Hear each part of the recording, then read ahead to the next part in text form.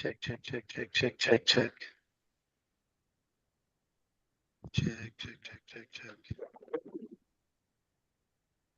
Check 1, 2.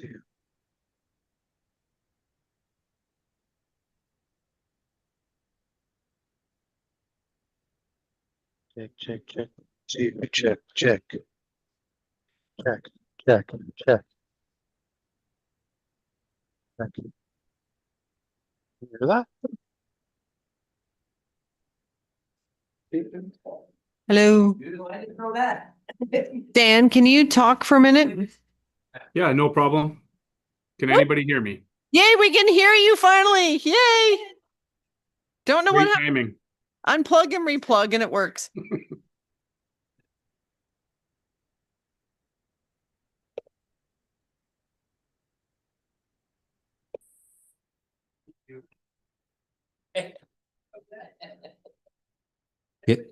Thank you. All set? You're telling lies.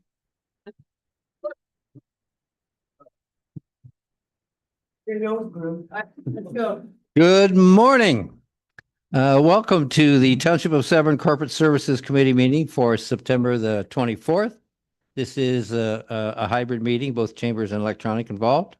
My name is Phil Brennan. I will be your chair for today. We will start off. Does anyone wish to disclose a pecuniary interest? Seeing none, we will move to delegations. Please be advised that in accordance with Council's procedural bylaw, no decision will be made on the delegations.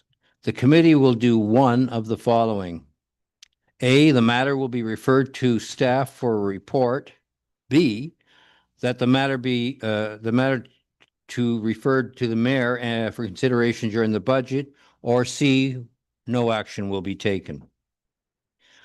Now, I'm going to introduce the delegations. I ask you, please, to keep your presentations to 10 minutes. Don't make me the bad guy here today, okay? And you will hear a little warning around the 9-minute mark, and I please ask you to take that seriously, so you don't have to hear from me at the 10-minute marks. So fair enough. I would like to, first of all, introduce then Karen Kivilahti.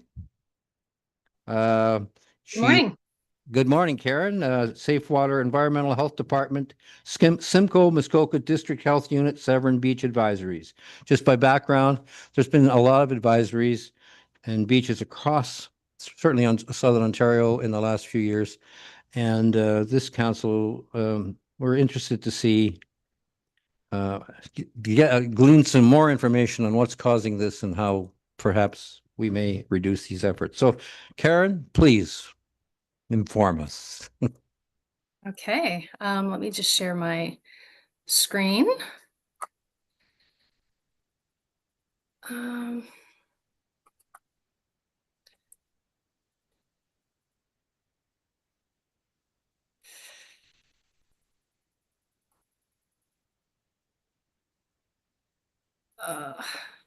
Am I sharing? Sorry, I'm not as familiar with Zoom. I have to apologize. We use a lot of Teams. Can you see my presentation or can you see my desktop?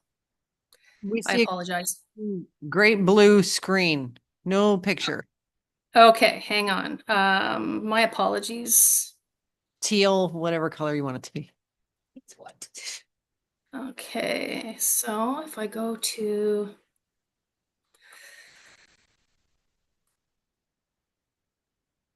I can share your presentation. You can just ask me. that would be wonderful. Thank you very much. That would be wonderful. My apologies.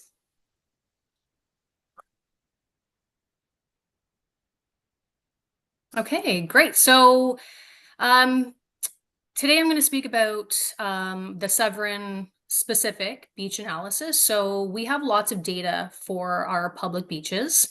And this presentation will be, I'll provide some high level information about how beach analysis works and what our mandate is and what our protocols say. And then I'll talk specifically about what's happening in Severn and specifically Washego. Can you flip to the next slide, please? So of course, Washego Centennial Park, it's located at the north end of Lake Couchiching, and the data that we analyzed is a 10-year span, so from 2016 to 2025.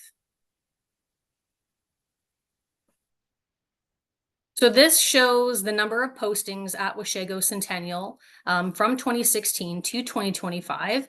So on average, it's posted 1 to 4 times per year, and on average, it's posted twice per year. Now that is a unique, that is one posting that doesn't necessarily account for where there are postings that might have lasted for multiple weeks or based on resamples, but those are sort of unique events. So they would have been posted, potentially those postings would have been lifted, and then a new posting would have occurred.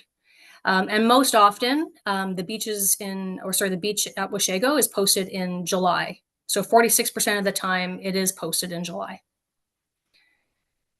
We do see a spike. Oh, sorry. I was just going to say, just comment on the spike in 2020. You can see that that was 4 different advisories that were posted. So it does seem to fluctuate, and that is normal. And that would be, that would have a lot to do with sort of what was happening with the environmental conditions at the time that the samples were taken.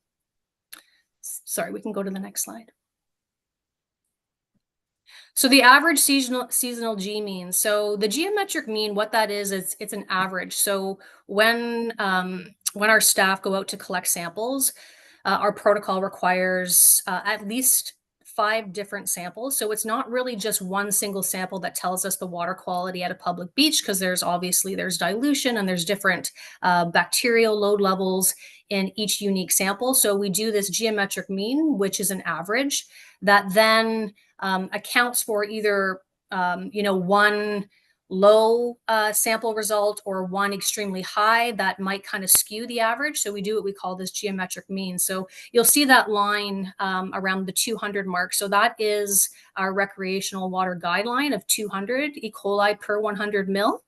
And so on average, you'll see in each particular year, sort of what the seasonal average for the geometric mean was. And for the last 2 years, the average results, the average geometric mean was being exceeded at each sampling event for the past 2 years. But it was lower on average in 2023. So again, it does fluctuate, and really that's based on what's happening with the environment and the environmental data collected at the time of sampling.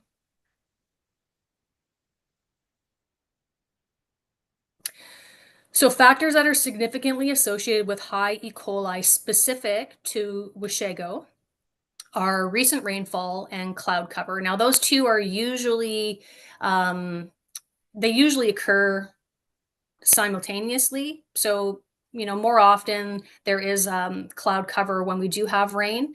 And we also know too that when it is a really, really bright sunny day with, the effects of the UV light from the sun, it will actually have a benefit to reduce bacterial load in the water. So it makes sense that, with cloud cover and rain, that it would lead to more exceedances of the coli standard. And what recent rainfall also does is it washes all of the contaminants in from the surrounding area into that particular water body. So every beach is unique in how where it's situated, whether or not there's flow, which way the prevailing winds are blowing. But one thing that is common across almost every beach within Simcoe and Muskoka is that recent rainfall is a contributing factor to elevated bacteria.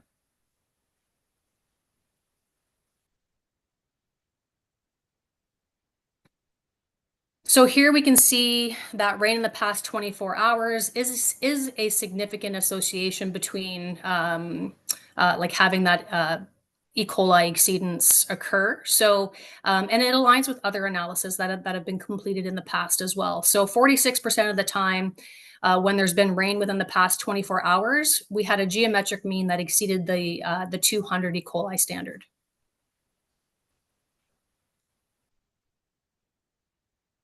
And then again, cloud cover. And a lot of this has to do with just the day that it's being sampled. So we are supposed to attempt to sample on the same day, around the same time, so that we have, a really good comparison. So we're able to draw conclusions from that data. So it so happened that at 54% of the time that we had sampled that the geometric mean exceeded 200, it was also cloudy on that day. So there is a significant correlation between cloud cover and again, recent rainfall, because it's more likely to be cloudy when there's been a recent rainfall as well.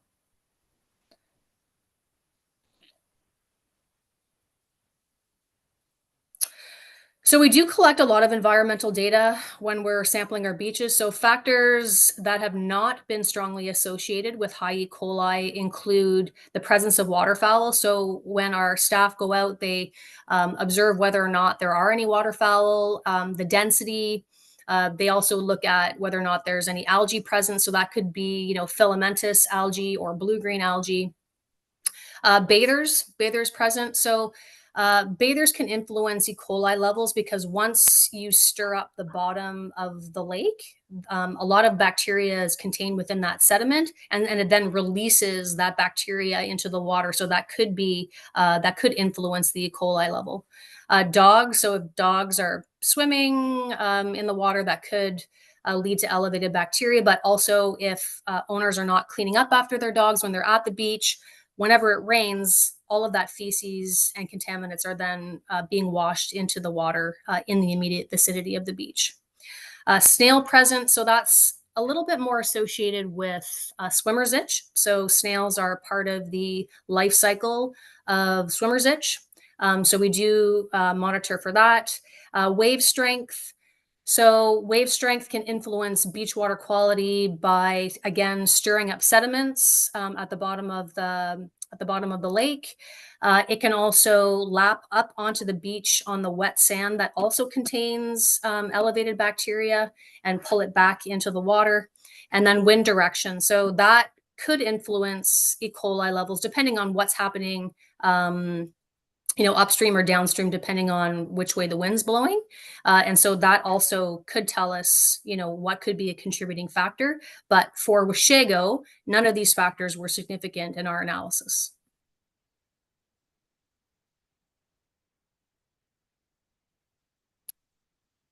So considerations. So there is a significant correlation between cloud cover and recent rainfall. And the environmental factors like rain and probably turbidity as well. Turbidity, again, when the water is cloudy, we do tend to see elevated bacteria. But all of those environmental factors are more likely to influence elevated E. coli at Washego Beach rather than beach use indicators. So whether or not, and there's waterfowl, dogs, people swimming. Those are those beach use indicators. It's more closely linked to the environmental conditions.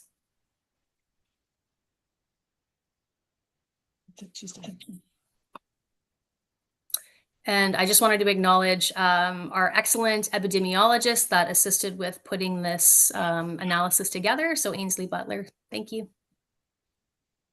Well, thank you very much. Do we have any questions from members? Yes. Yeah, through the chair. Do you test anything else but just public beaches? Like, could it not just be the fact that the lake has an issue? Our mandate is very specific to public beaches. So where the public is most likely to swim, most likely to be to immerse their whole body and their head in the water. So that's really what our mandate is. If we were seeing something very significant, which we have in the past, so I've been in the program for over 15 years, and we have seen beaches deteriorate, and then we've seen them improve as well. So if a beach was consistently experiencing elevated E. coli, we would then, with like in partnership with the municipality, then look into that issue to determine what could be the cause. So for example, it could be a stormwater outfall that's located upstream from the beach, and all of that water is now flowing into the beach area, etc. So you can then make improvements to those types of things that you can stop or mitigate. However, there are certain factors that we're just not able to control. And that could be, whether or not there's a lot of animals. Again, like recent rainfall, it really washes, like rain is very, very significant. It washes contaminants in from great distances into the beach area. And that's usually where a lot of stormwater ends up. So it could be failing septic systems. There's a lot of different reasons why the bacteria might be high at a specific beach. Okay, and the other question I have is, when we had a fountain at the beach, that helped keep the geese away, and our closures were less.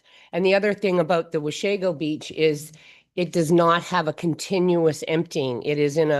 It's like in a horseshoe shape, and so it's continuous flow to clean it out and keep it moving. But thank you very much. Yes. Through Member the Cat- chair, and thank you for the presentation. So I'm just curious, so you do Washego, you must do beaches in Aurelia as well? And in Barrie, or no? Correct. However, those municipal partners conduct their own sampling with our assistance and training. But they do collect their own samples and, follow our protocol, and we provide that training for those staff. But yes, definitely the beaches in Aurelia and Barrie are monitored through our program. So supplementary, because the flow from Lake Simcoe comes into Cooch and then down into the Severn and out into Georgian Bay. So how does Washego compare to the other ones as far as E. coli? Like, do you compare results to see if it's contaminants that are coming from Lake Simcoe or runoff from the lands? Is that something you track, or is that something you don't track? No, it's not something that we track. We do try to compare what's happening across all of the beaches in Simcoe and Muskoka, and we have looked specifically more recently at Lake Simcoe. However, there's not really any trends that we're identifying. It does seem to be kind of random and what we've been seeing for the last 10 years. We also don't currently do what's called source tracking. So what that means is right now when we test for E. coli, it's just E. coli. So we don't know if it's waterfowl, if it's a ruminant animal, if it's human. We really don't know what the source is. It's really just a very general indicator of fecal contamination. However, there have been municipalities, so the city of Aurelia this year underwent a source tracking sampling through a private lab. We haven't received the results of that yet, but that's, that would help pinpoint the source. And what's great news for public health is that the public health lab, which is where we submit our samples to over in Aurelia, they will be, or they're currently exploring adding some source tracking for possibly next year. We don't know what that will look like, how we can apply, or what that will mean for beach sampling in the coming years, but we're very excited because I think that will really help identify the source, which will then be able to help us, prevent it to the best of our ability anyway. Understanding that, a beach is an ecosystem that we share with animals and fish and other human activities, etc. And I don't think it will ever be able to prevent it 100%. But if we can decrease it, then certainly we can explore those options. Thank you. Thank you. Yes, Member McIntyre. Thank you through the chair to Karen. I just wondered, because Washego has a boat launch and the beach, are the samples taken strictly from the beach area, or is it frequently taken from both sides of that separation? And my other question, but that one pops up to me. Yeah, they're only collected from within the beach area, and that's part of our mandate and protocol. So we only sample within the area that's identified where people will swim. So that could be, whether or not there's like a swim line, like a buoy line. So we will only sample within the buoy line. So that's part of our protocol that we've been directed to follow. And a lot of times we also refer to what is owned by the municipality. property lines, etc. But really it's guided by what the municipality says in terms of where the people are actually swimming. So we wouldn't sample necessarily at the marina. Well, and a follow-up question through the chair. Member Cox mentioned something about our fountain, or we had a water moving fountain in the middle of the beach and the pond area there. Is that any benefit to us to have that going all the time? Well, I think it's interesting that there might be a link. I think I'd be interested to know what years it was running so that we can compare and add that to our data to see if there is or there was an actual reduction in beach posting. So it sounds like there may have been, but anything that's going to reduce fecal contamination in the area, which I mean, waterfowl could be a contributor, then that's going to have a positive effect on the water quality. So there have been beaches within Simcoe and Muskoka in the past that did have issues with waterfowl, and they, then instituted, various strategies to reduce the geese with like fencing or, wildlife agencies driving around in a boat, making noise, etc., to try to detract the geese from settling in that area. So it definitely could be a contributing factor. So anything that could reduce waterfowl in the area will probably have a positive effect on the water quality. Thank you for your presentation. Yes, thank you. Yeah. Just a couple of questions for me, and then we can let you go here. The association with significant cloud cover, I'm just wondering, does that not relate then to high pressure? I mean, sunny days are high pressure days, and high pressure and high winds, and therefore water mixing would be a factor, I would think. Like I'm trying to, I would like to know what cloud cover means in terms, it's just not cloud cover. It's the implications of high and low pressure and wind and so forth.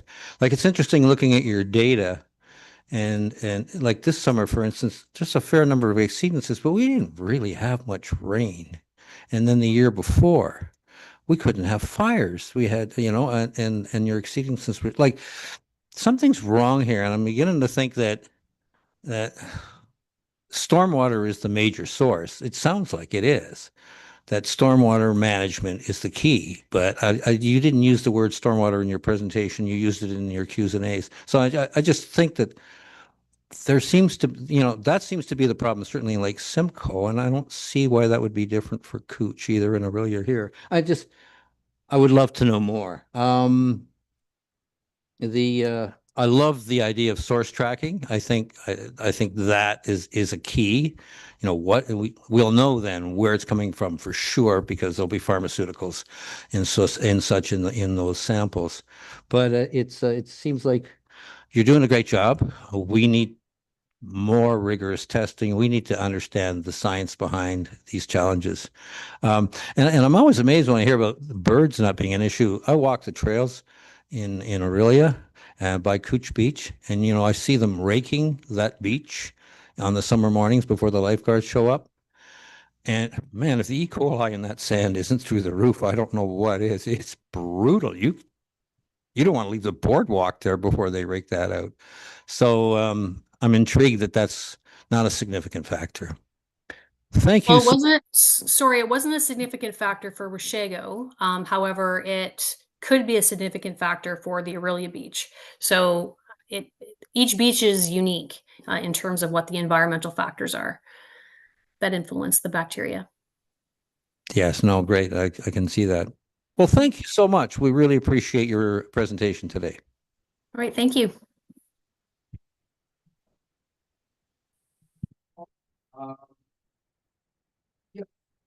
You need your microphone. Sorry? Thank you. Thank you. So the motion reads that delegation by Karen Kivilahti, Manager, Safe Water, Environmental Health Services, or Environmental Health Department, Simcoe, Muskoka District Health Unit regarding Severn Beach advisories be received for information. Mover. And Member McIntyre, seconder, Member Cox, all in favor? Thank you.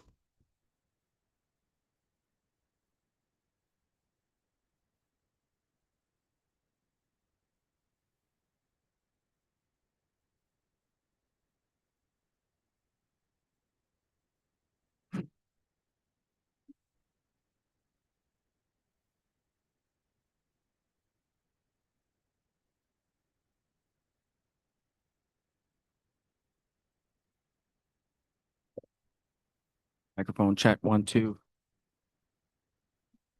It's not for, You're on slides? it's not for council, it's for the member For on everyone? the Okay, screen. Perfect. They can hear me online. That's perfect. Well, I have a lot to say, so. And then you're on slides? Okay, thank you. Okay, so this is a bit of a whirlwind presentation, so I have 10 minutes, so I'm going to be very respectful of your time. We have a very busy agenda. Thank you for having me. Thank you, Councillor Brennan, for the introduction. It's been an absolute pleasure to work with your organization for the last 2.5 years. And this is a very exciting moment because we get to celebrate all of the work that we've done and then also acknowledge the more work that needs to be done. But we're making great strides. So I'll just do a quick lightning recap. So if you want to go to the next slide, we're just going to quickly go over the PCP framework, Partners for Climate Protection, the milestone framework. We'll talk about where we are here today at the M4, the milestone 4 on implementation. We'll do a quick overview of some of the energy, the corporate actions, community actions, highlight some of the success stories, and then we'll talk about next steps, as well as some of the funding opportunities that we keep looking at. And next slide, please. So if you are not familiar with the organization, there's a lot of amazing history to SSEA, Severn Sound Environmental Association, a lot of that coming from the Severn Sound Remedial Action Plan. And so working together collaboratively, we've been able to build environmental momentum, address water quality, and move towards addressing some of these issues. So stage 3 report, decades of work, millions of dollars invested into the ecosystem. So moving ahead, the sustainability plan developed in 2009 really started broadening the scope of work to start talking about social sustainability, environmental sustainability, economic sustainability. And then the document we're going to be talking about is the 2018-2019 Local Climate Change Action Plan, which has been the impetus towards climate action in the region. Next slide. Before we start getting into the details, I always like to use this slide because when we talk about climate change, there's kind of two pieces to the puzzle. Mitigation, also referred to as decarbonization. How do we use less energy? How do we use less fossil fuels in our community? And then the other piece of the puzzle is how do we adapt to the new reality? We just heard from the health unit, all the challenges from water quality, rain events, storms, extreme weather. And so that's the resiliency component. And then a lot of these actions kind of have two pieces to it. So sometimes you plant a tree, it's for carbon mitigation. It can pull carbon out of the atmosphere, but it also can provide cooling, rain absorption, that type of thing. Okay, so moving ahead. The Partners for Climate Protection program is a recipe that has been adopted across the country. There's over 500 municipalities have signed up to this program. And basically, it's a framework to how you follow the steps. So we got through the first steps very quickly. We calculated our baseline, we set a reduction target, and we developed the plan. Those were done 1, 2, 3, bing, bang, boom. And now we are, the tricky part, implementing the plan, which is kind of the lion's share of the work, trying to implement the policies, action some of the things, tap into funding. And then the final step will be recalculating, seeing how we're doing. Are we making the progress that we've set out to do? And reassess and reevaluate, because it's supposed to be kind of a 10-year window, so kind of a cycle that we're following through. So going to the next slide, greenhouse gas baseline findings. Again, a good reminder is the corporation, you use a lot of energy, your arenas, your town halls, your fire halls, but when you compare it to the community, you're only 1% of the pie. 99% of your emissions are across the community, your trucks and your houses and your propane and your natural gas, when all that's added up. And then a good reminder, basically a takeaway, is kind of half and half of your emissions are from your fleet and half are from your vehicles. A large municipality like Severn, more of your emissions are going to be on your snowplows and your trucks and your building inspectors driving all across your vast township. And again, for the community, it's a kind of half and half, a lot of transportation needs, and then also some of your residential usages, and even waste is calculated as well. Okay, so moving ahead to reduction target, we've set aspirational target of 6% reduction for community. We don't directly control the community. We work with them collaboratively, suggest, recommend, that types of things. But we do have direct control over the municipal operations. So we've been trying to implement energy savings projects, looking at different fleet options. And so the township has set a reduction target. Moving ahead to some of the actions, looking at policy integration. And I just want to give a shout out to your planning staff. They've implemented the local climate change action plan into your official plan. Really great example of how you can take your local climate change action plan, embed that into your official plans or strategic plans, and it's called operationalizing it. And you take these ideas and now you've embedded them, and so they're integrated into all of your great policies. Green fleet, looking at hybrid vehicles, smaller vehicles, now larger pickup trucks are coming available, school buses, fire engines, and eventually snowplows one day, maybe. It might even be hydrogen. We're also looking at facility upgrades, and Severn has been a really great leader in pollinators and bee cities. And it's not just the municipality, the community has really supported that. And we'll talk about that in a second. And also emergency management, updating your emergency management plans for flooding, for extreme weather. You've done that already. Your emergency management staff have done a great job in updating that. Moving ahead to just some of the community actions, again, looking at how you can talk about energy. We've had some great conversations with Quest coming in and talking about how we deal with energy in a rural and small urban setting. How do we help promote more energy retrofits? What are some transportation options? Is it through the links? Is it rural transportation options, active transportation, those types of things? Telecommuting was the old term. Now we call it work from home or work remotely. And then we've also looking at electric vehicle charging stations. Moving ahead, because I have kind of limited time, the three documents that were kind of, it's a bit of a glut of information, but we've reviewed corporate actions, we reviewed community actions across our region, and we put together a little executive summary. So this is kind of going to achieve the implementation milestone, kind of capturing all of the great work that's been done. And then also trying to come up with a plan on how to implement some of the other actions that we haven't been able to get to yet. Just quickly on some of the data, transportation in Simcoe is very fascinating because we have been able to see the COVID dip when there were lockdowns and people weren't driving around. You can actually see a significant reduction of vehicle travel. And it's astronomical. And we're talking about billions of kilometers traveled every year. Moving ahead to some of the active transportation stats, we've seen cycling increased, walking increased, even public transportation increased over the pandemic. So that's great to see. The Simcoe Link system is up and running. People were out biking, walking, getting some fitness, traveling about. Even if it's recreational, that's still great to see. And we're very excited about Ontario Northland is the rail is launching again. I'm really excited. I want to hop on that and take that all the way up to Moose Factory or Timmins when it launches next year. In terms of community energy usage, we've seen the electricity usage in our area kind of increase. Some of it could be seasonal residents becoming permanent residents. Some of it's from growth. Some of it's from an increase of electric vehicles, air source heat pumps, more gizmos and gadgets. And that's kind of okay because electricity in Ontario comes from green or low carbon sources. So we're trying to shift away from fossil fuels towards more electrification. And you hear that of electrification of heating or electrification of transportation. So that's going to be a big piece of the puzzle is electricity and how we use electricity.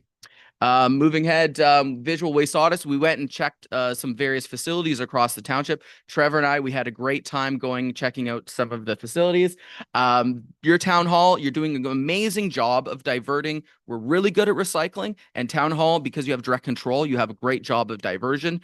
It's going to be very difficult to divert at, say, arenas and things like that, just because if you put out a green bin, sometimes you get dog waste and cans and stuff like that. So facilities like a town hall, you can divert really well, but we had great conversations with your fire department and others, and we had lots of brainstorming on that. So lots of great ideas on visual waste audits and how we can do more waste. Moving ahead to corporate actions, lots of great work on fleet. EV charging stations are coming in. Big focus on energy audits, and if you can't if you can't retrofit a building, look at building a new building to be green. And we'll talk about that in a second. So water conservation is important, solid waste. And again, we talked about policy integration and biodiversity and pollinators. Just quickly on the energy side of thing, on the next slide, on the corporate energy, we've seen a fluctuation of the corporate greenhouse gas emissions over the last 10 years.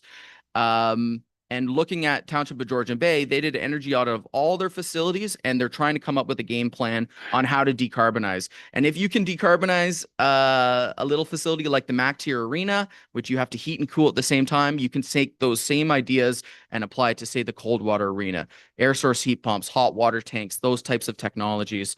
And there's a lot of strong return on investment on energy technologies.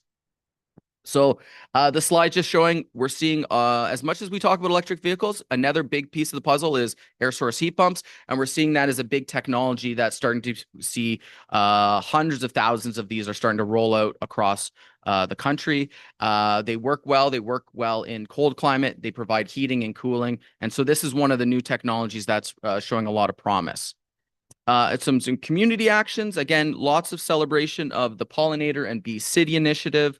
The Door of Hope in Washego. I thought that was terrific, especially in the pandemic. We certainly all needed a lot of hope. And then I was talking about Quest. That was great, bringing in additional partners to continue the conversation about energy and how we can reduce our emissions. And then even flood preparedness. Township of Severn has done a really good job about how to react to flooding conditions along Severn, sandbagging, trying to give people the heads up and starting to kind of build that resilience and component.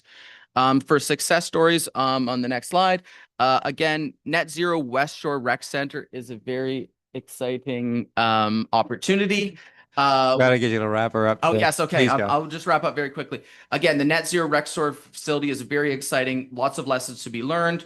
And then just quickly on the next steps, we're going to do a deeper data analysis of where we are and how we've done. We're going to also look at climate adaptation funding and see how we continue to move that. And we continue to look at Green Municipal Fund. That's the kind of the big pot of money for energy projects, facilities. And then finally, just the last couple of slides just around the ice storm and extreme weather and how kind of everything, these weather events kind of connect us. So tornadoes, ice storms, extreme weather, torrential downpours, flooding events, and how we're all impacted by these together. And so the last few slides were just showing the ice storm. Here's an example of all the tornadoes that have impacted our region, famously the F4 in Barrie, and we've also been impacted by F1s, F2s, F0s, and so we're not immune to some of these extreme weathers. And then finally, the last slide is just showing some of the new digital tools. So like firesmoke.ca, how we're impacted by air quality impacts of fires that may be thousands of kilometers away in Western Canada. Even though we may not be impacted by the wildfires directly, indirectly now we have air quality impacts. And so extreme weather is a big part of our conversation, and that's really helping to kind of advance the momentum and build the momentum, why this is important and why we need to do more. So on that, that's, I apologize, went a little over, but that's kind of a big fulsome review, and it's really just for information, just kind of a big update on where we're at and what are some of the next steps. So thank you for your time. Well, thank you for your presentation. You paint a positive future. It's very rare on the climate agenda to hear something so positive as that. Does any member of the committee wish to? Yes. Yeah, Member through the Taylor. chair to John, just a great report as always. How far away are we from hydrogen fueled vehicles in your estimation? It's a great question. I was on a great webinar that said because of the limited availability of hydrogen, we may see it in hard to electrify areas first. So your hydrogen fuel cell or vehicles will likely go towards large transport vehicles. So they're trying to, in the US, they're trying to build a hub in Milwaukee, Chicago, Windsor, so that you'll use them for that. I was at a thing where there is a high-end hydrogen fuel cell car. Enbridge was rolling it out. Some places in Canada have them at Canadian Tire. So it's kind of an experimental technology right now. That hydrogen car costs about $80,000. So we're starting to see it. There is a big 20 megawatt hydrogen plant going in at Niagara Falls by OPG's subsidiary Altura or Atura. So that's a very exciting thing for Ontario. And then we'll be creating blue hydrogen. And then once we are generating the hydrogen, now you can start using it for different applications. You can even be energy storage or fuel cells. And then you can tap into that. You have a big tank of hydrogen.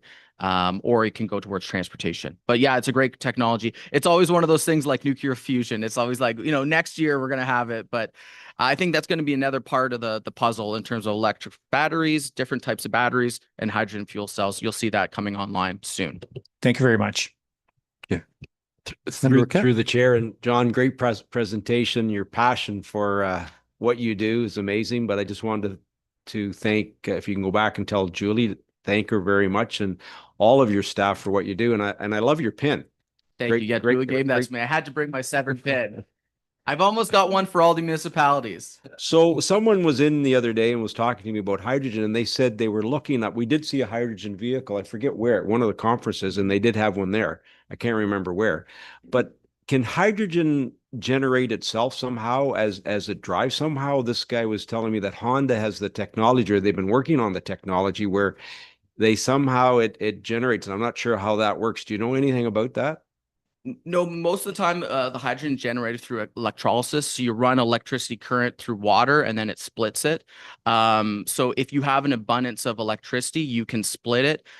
There's a great example of, I think it's Ramea Island in Newfoundland, where they used wind and they generated hydrogen. They store it so that they don't have to use their diesel generators. So sometimes hydrogen can also be a potential storage fuel. So if you have excess electricity, you can run it in and then generate hydrogen, which then you can tap into later. So yeah, there's a lot of excitement around hydrogen because of the clean technology possibilities. Yeah, I have a couple of questions. You touched on waste diversion issues. So here we are in Buckabeer, Ontario. All kinds of efforts. We seem obsessed, apparently, with spreading alcohol around Ontario these days. But coming up in January now, the companies, the stores, the outlets are supposed to be taking care of recycling. I'll believe that when I see it, but what I'm not hearing is any, and maybe there is why I'm asking if you're aware of this, is there doesn't seem to be any cooperative logical event to deal with this bottle return issue. You know, keeping in mind that under the old regime, we had a 98% recycle return rate. And it's going to be tough to match that. So here we are. We're going to have this problem right here. It's not just anywhere else in Ontario. And is there anything going on other than, I'm sure, a last minute, no, you don't have to give up your license. You don't have to recycle, which is what I anticipate is going to happen by Christmas. I hope I'm dead wrong. Well, have you heard anything? No, I can't comment on that. That would be the county of Simcoe that would be able to talk about the diversion. But you did make a very good point that beer bottles are probably one of the most successful recycling projects globally. You know, something like 13 to 15 usage out of a bottle. Yep. So, I mean, what a great success story, you know, the cans and the bottles. But I can't update you on all the changes. Okay. So, yeah. Fair enough. I'll refer to my waste transfer or the people here and in Simcoe. Second question is, have you had any dealings with Electra? The run the electricity for Barrie? Yeah.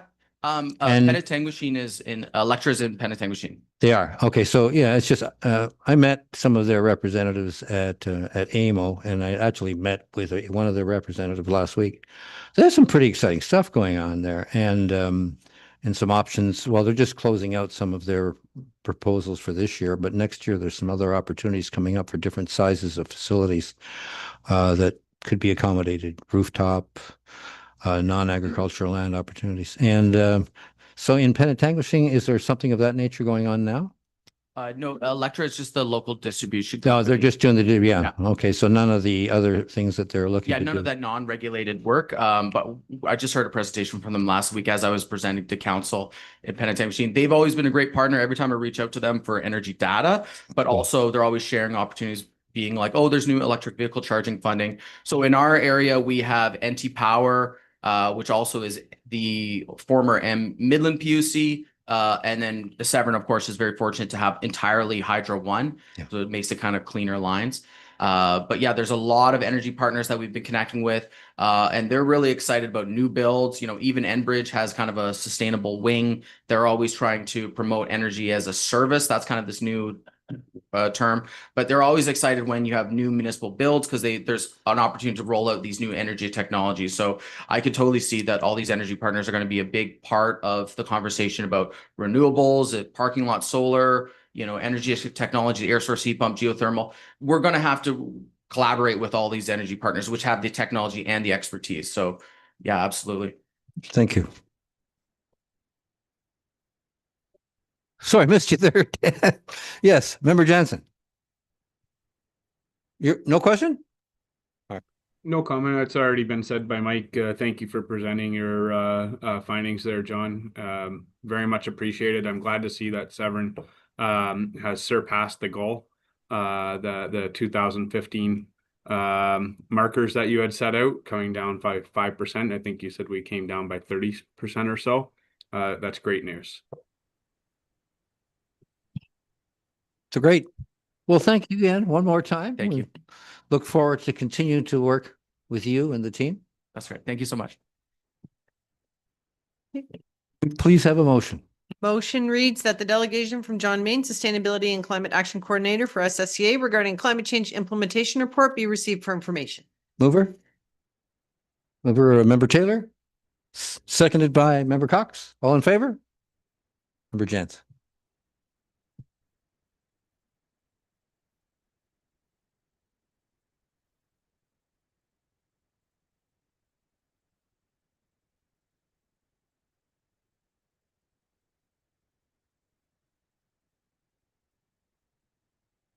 And welcome.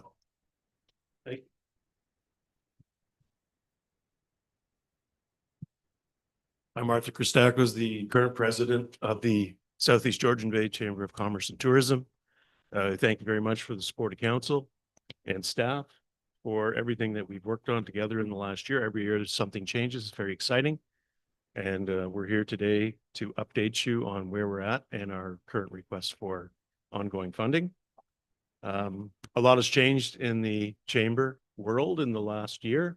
Political events, geo-economic events, so forth, but we also had our previous executive director retire, and we were in a position to find a new executive director, which I want to introduce Marleana. The slide shows Marleana by the world's largest iPhone. This is actually a kiosk display. It was donated to the chamber. It will be what we call Seg Bay TV #2, where our first one being at the Petrocan in Port Severn. So that will appear somewhere, and for advertising, networking opportunities, community messages, PSAs. We don't have a location for it yet. So if anybody has ideas where that could go and be highly visible, we'd love to hear from you on that. Next slide, please. Very briefly, in the world of Chamber of Commerce, we are small on the small side. We have 136, so our budgets and our spend are modest and our requests are modest. But what we're trying to do over the last few years is increase our part-time admin and office hours.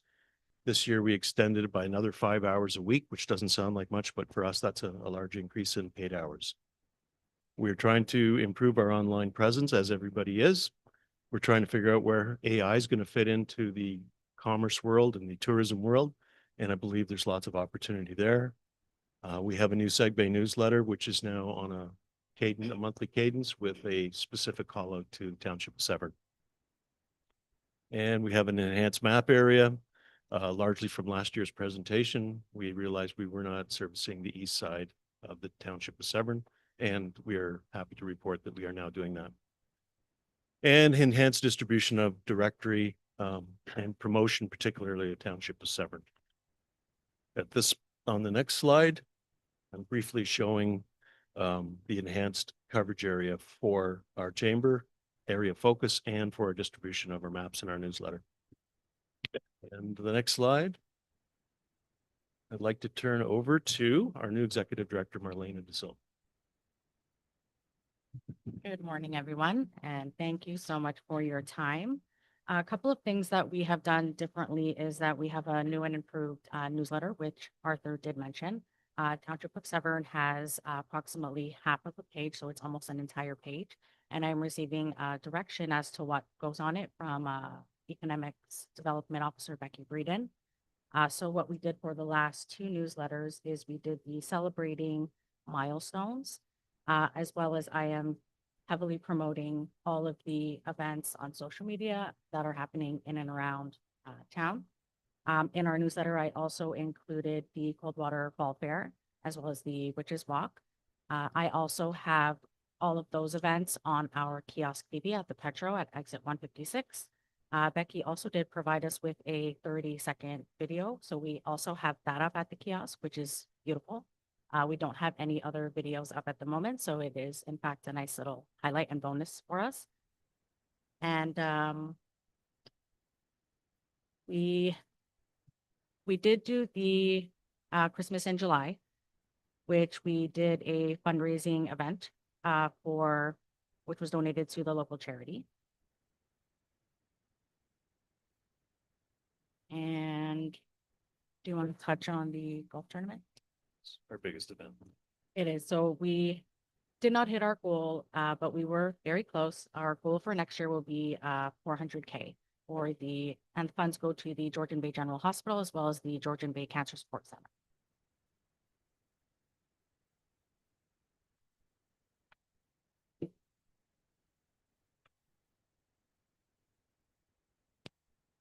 So examples of how Segue works in the community is that we have had Business After 5 social at the Coldwater Mill, which I was not present for, but I did hear that it was very, very, very cold. We have also had a few of our members who are located in Township of Severn receive their AGM recognition awards. And we are also planning, and we had a successful International Women's Day, and we are planning, of course, International Women's Day for next year. We want to thank the TOS Council for participating in the holiday parade. And last but not least, one of our very own, Ronnie at the Port Severn General Store, she did host a summer market, which turned out to be a huge success. I do also want to add that I have been attending some of the events, such as the most recent Steampunk, which was in fact interesting. It was definitely more than I anticipated and expected. I've never been to such an event. There was over 20 vendors and there was live events and activities happening in almost every corner. And I did also have the opportunity to meet one of our very own members, which is Whitney Newton from Back in Time. And I also did get to visit her new studio, Bit Studio, which is going to, I'm sure, soon be a huge success for her.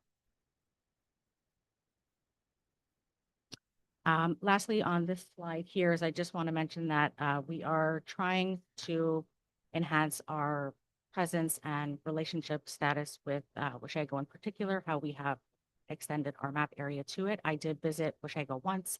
I did meet with Deb, the postmaster at the Canada Post, who is great. And we do have a few organizations on our radar to sort of approach so that we can see how we can help and support and promote anything and everything that it is that they have to offer to the community itself.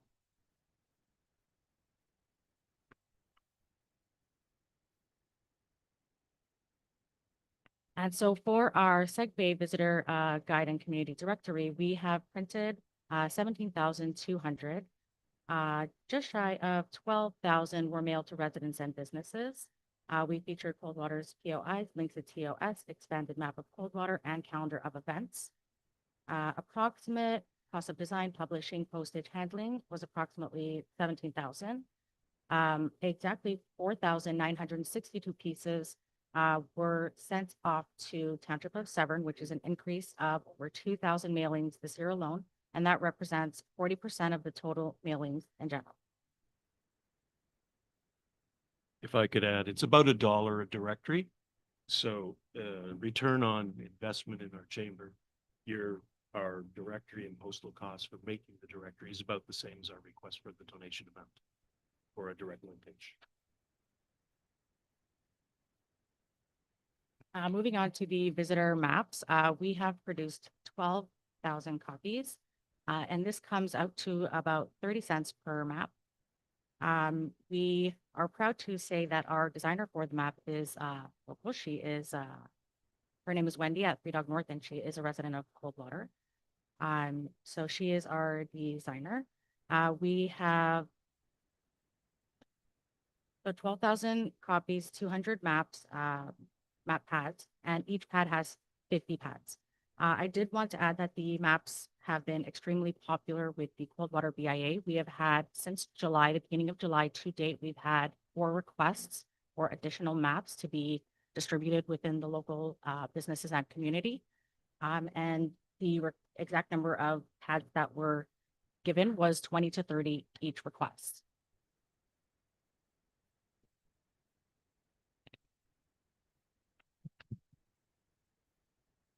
In a world where printed material is supposed to have disappeared years ago, we still find that our directories and our maps have overwhelming interest, and they fly right off the shelves. There's still a lot of interest in addition to all of our members' material that we focus on.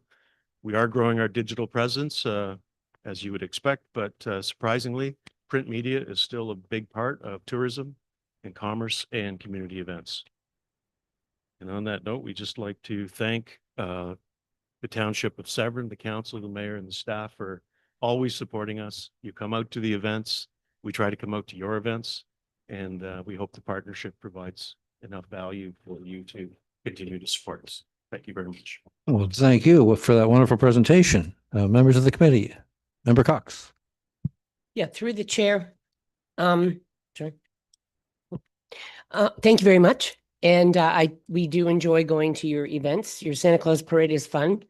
We'll have a banner this year to have, so we're kind of excited about that. I just want to thank you for all of this, and I really appreciate the fact that you are going up to Washego because they have no BIA or anything like that. And if you are interested in finding out what's going on, there is a Washego Events Committee that Council Jim and I are both on, so anything contact you can do, or if you want to do a walk around with the businesses, feel free to tell us both, because it would be nice that they could have some help up there, and we're willing to work with you on that. The other one is, I think that the request here would be probably to go to the mayor for the budget, and but I just want to thank you very much for all the hard work you do. Thank you. Thank you. Member Jansen? Thank you, Arthur and Marleana, for coming today. I very much appreciate it. I know, as Judah said, we appreciate you taking the feedback that we gave you last year, or that was provided last year, about making our distribution range all across the township. I know that was taken and well received. It's great to hear that the print media, the booklets, as well as the maps are flying off the shelves. I know that they do promote areas within our township, and we're very much appreciative of that. Thank you for promotion of not only the events, but also the specific areas in our township, like downtown Coldwater, and inviting people to visit the township. I know I've got a little bit of a bias. I'm the council representative on SEGBAY, but we're doing great work as a team there, and keep it up. Thank you. Thank you. Member McIntyre. Thank you, through the chair. Good presentation. I would encourage you, as our member Cox had said, to bring Washego more into your vision, as well as Port Severn and Marchmont, a little more of their, they have a number of activities that are taking place. I can't speak for those two ward fellows, but for Washego, I just want to reiterate what Member Cox said. We'd be happy to work with you and get a little recognition in all of your presentation, perhaps next time. Thank you. Yes, Member Taylor? Yeah, council went to the golf tournament, and there's a lot of work being done there, and the fellow sitting on the right does a lot behind the scenes. So I want to congratulate you and Fred on just a great day, and you're going to crack 400,000 very soon. Good work.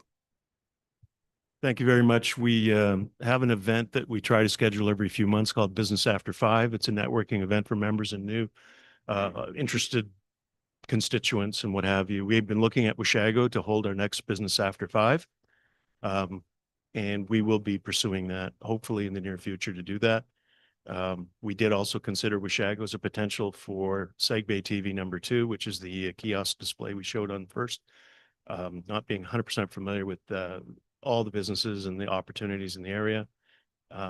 We have no problem putting Seg Bay TV 2 up there to give some kind of a community kiosk that may or may not exist already. And additionally, our newsletter that has Township of Severn content.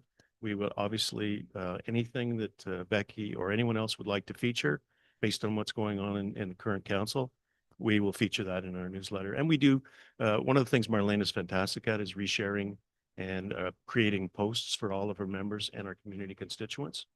Being such a small chamber, we are commerce, we're also tourism, but we're very community oriented. Most chambers have enough business interests to limit their scope to outside of that. But for us, it's just a key part of the smaller worlds that we live in. So she's fantastic at making sure that the social media is shared, created, generated appropriately. So that's one of her strengths, and we really appreciate it. Great. Member. Thank you through the chair. And I just want to thank you for your presentation and welcome to Seg Bay. I just want to say, Arthur, what you and your whole group does is amazing. Like, we have no chamber, as you know, in Severn, but we need those partnerships. And I hear it from Port Severn and Coldwater, and hopefully from Washago moving forward, the good that you do. And we rely on you, and I just appreciate everything that you do. Thank you. Happy to support. All right. Well, thank you again.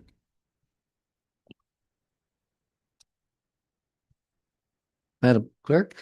Thank you. Motion reads that the delegation from the Southeast Georgian Bay Chamber of Commerce and Tourism regarding their 2026 budget request be received and referred to the mayor for consideration during the budget.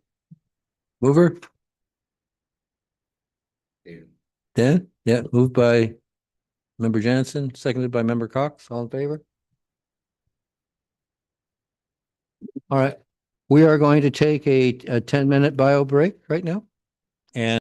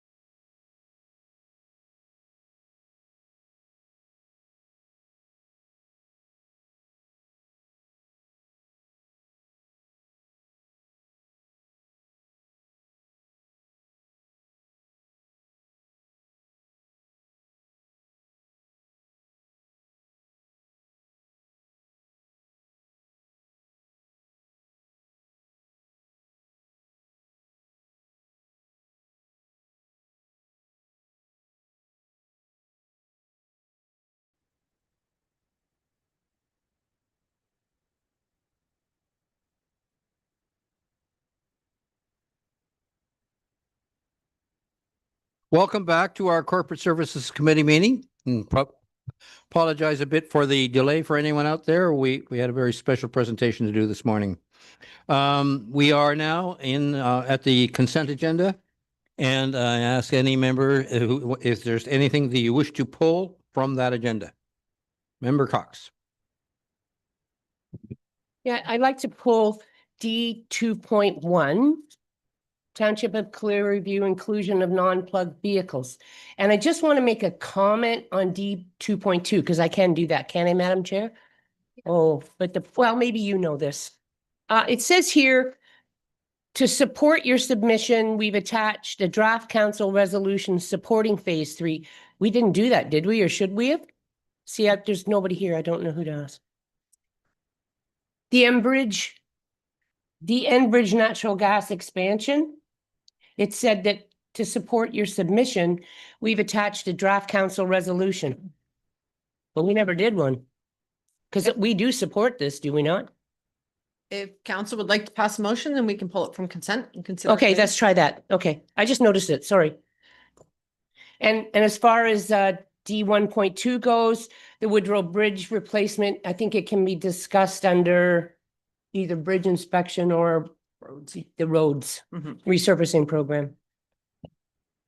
Thank you. Anyone else wish to pull an item? Seeing none? Okay, motion reads that the agenda be adopted, including consent items with the exception of items D 2.1 and D 2.2. Thank you. Now reports from officials, starting with F. Mr. Chair, I need a mover second Oh, sorry. vote, Yes. please. We have a mover, Member Taylor, seconded by Member Cox. All in favor? Motion passed.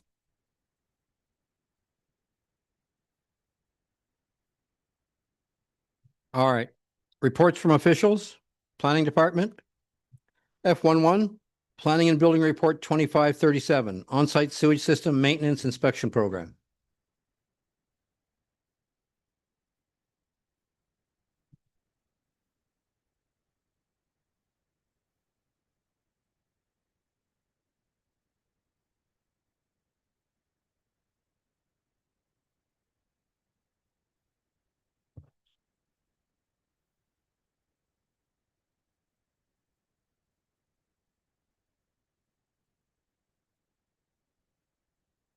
Thank you, Mr. Chair. I believe Mr. Andros will just give some initial opening remarks, but certainly the focus is questions and comments from members of committee. Thank you.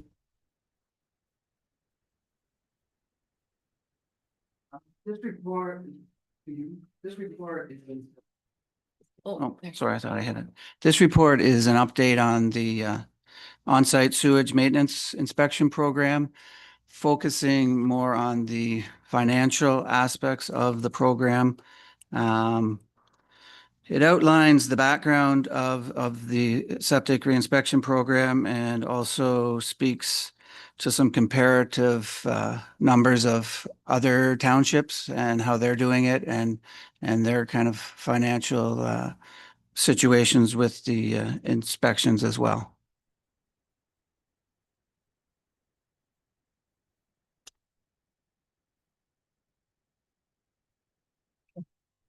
Yes, Member Taylor. Yeah, through the chair to Jeff. So I'm a big supporter of this program. It's been going on even way before the 5 years there. So just a question for you. So an outstanding property that was deemed unacceptable, what kind of time frame to get it fixed? Like if it's an obvious poor septic system on a lake, what is there a timetable there? And how many of those are outstanding, would you say, out of 400 inspections you've done each year, how many would be would stick out that you have to do a follow-up there? And then I've got one more comment after that. Sure.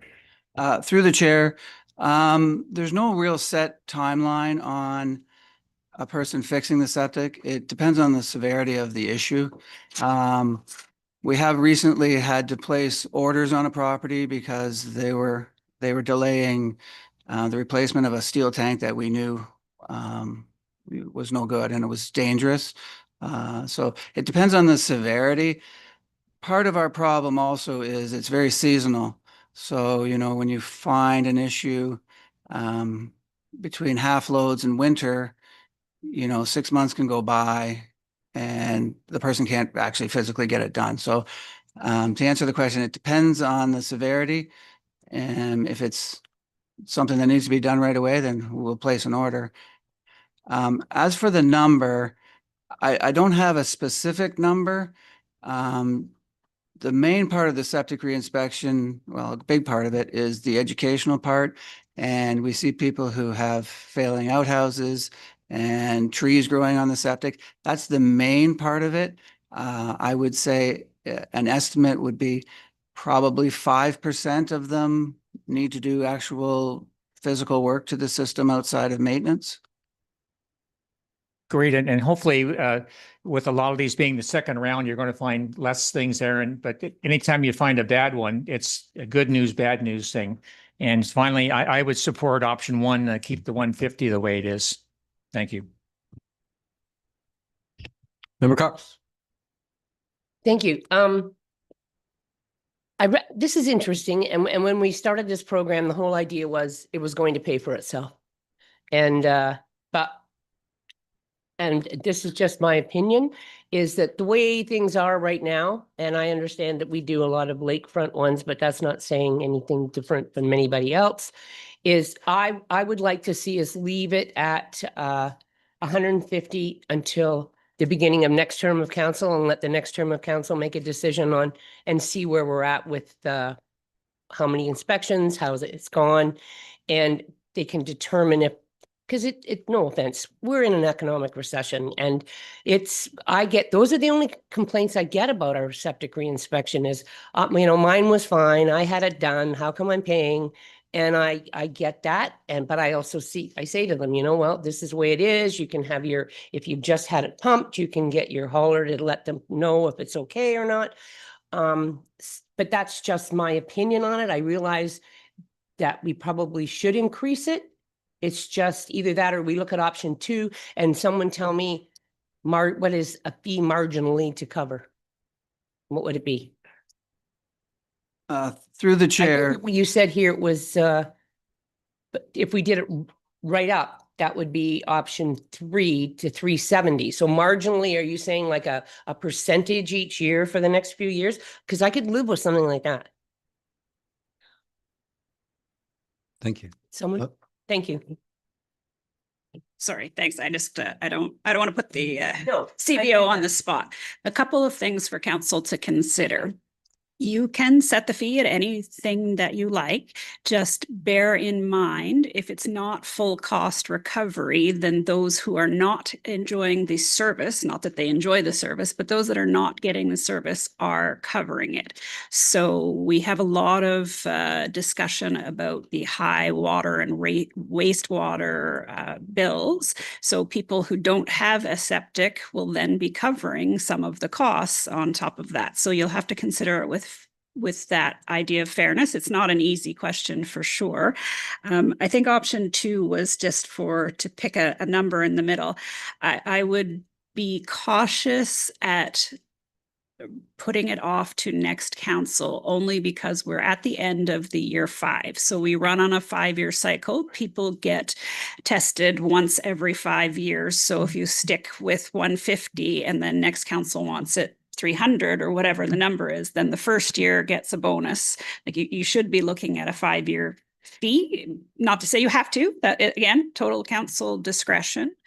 But so option 2, you could pick somewhere in the middle, but I would want to, you can't bind council to the next fee, but you can say, your plan is to have this fee for the next 5 years, if that's your wishes. But I just be careful that you're in a 5-year cycle. We're going into year 1. Supplemental then. Okay, so I'd like to look at option 2. And I think I would like to discuss where we'd like to go with it. And because as you say, the people who own water and sewer programs are paying their way. And so thus, we shouldn't be with them on this. I realize that there's other places that we all pay for that maybe everybody doesn't get the same opportunities or the same usage of it. But the service, that's right. But I think this is, you're right. I think we should be looking at least option 2 and moving it up.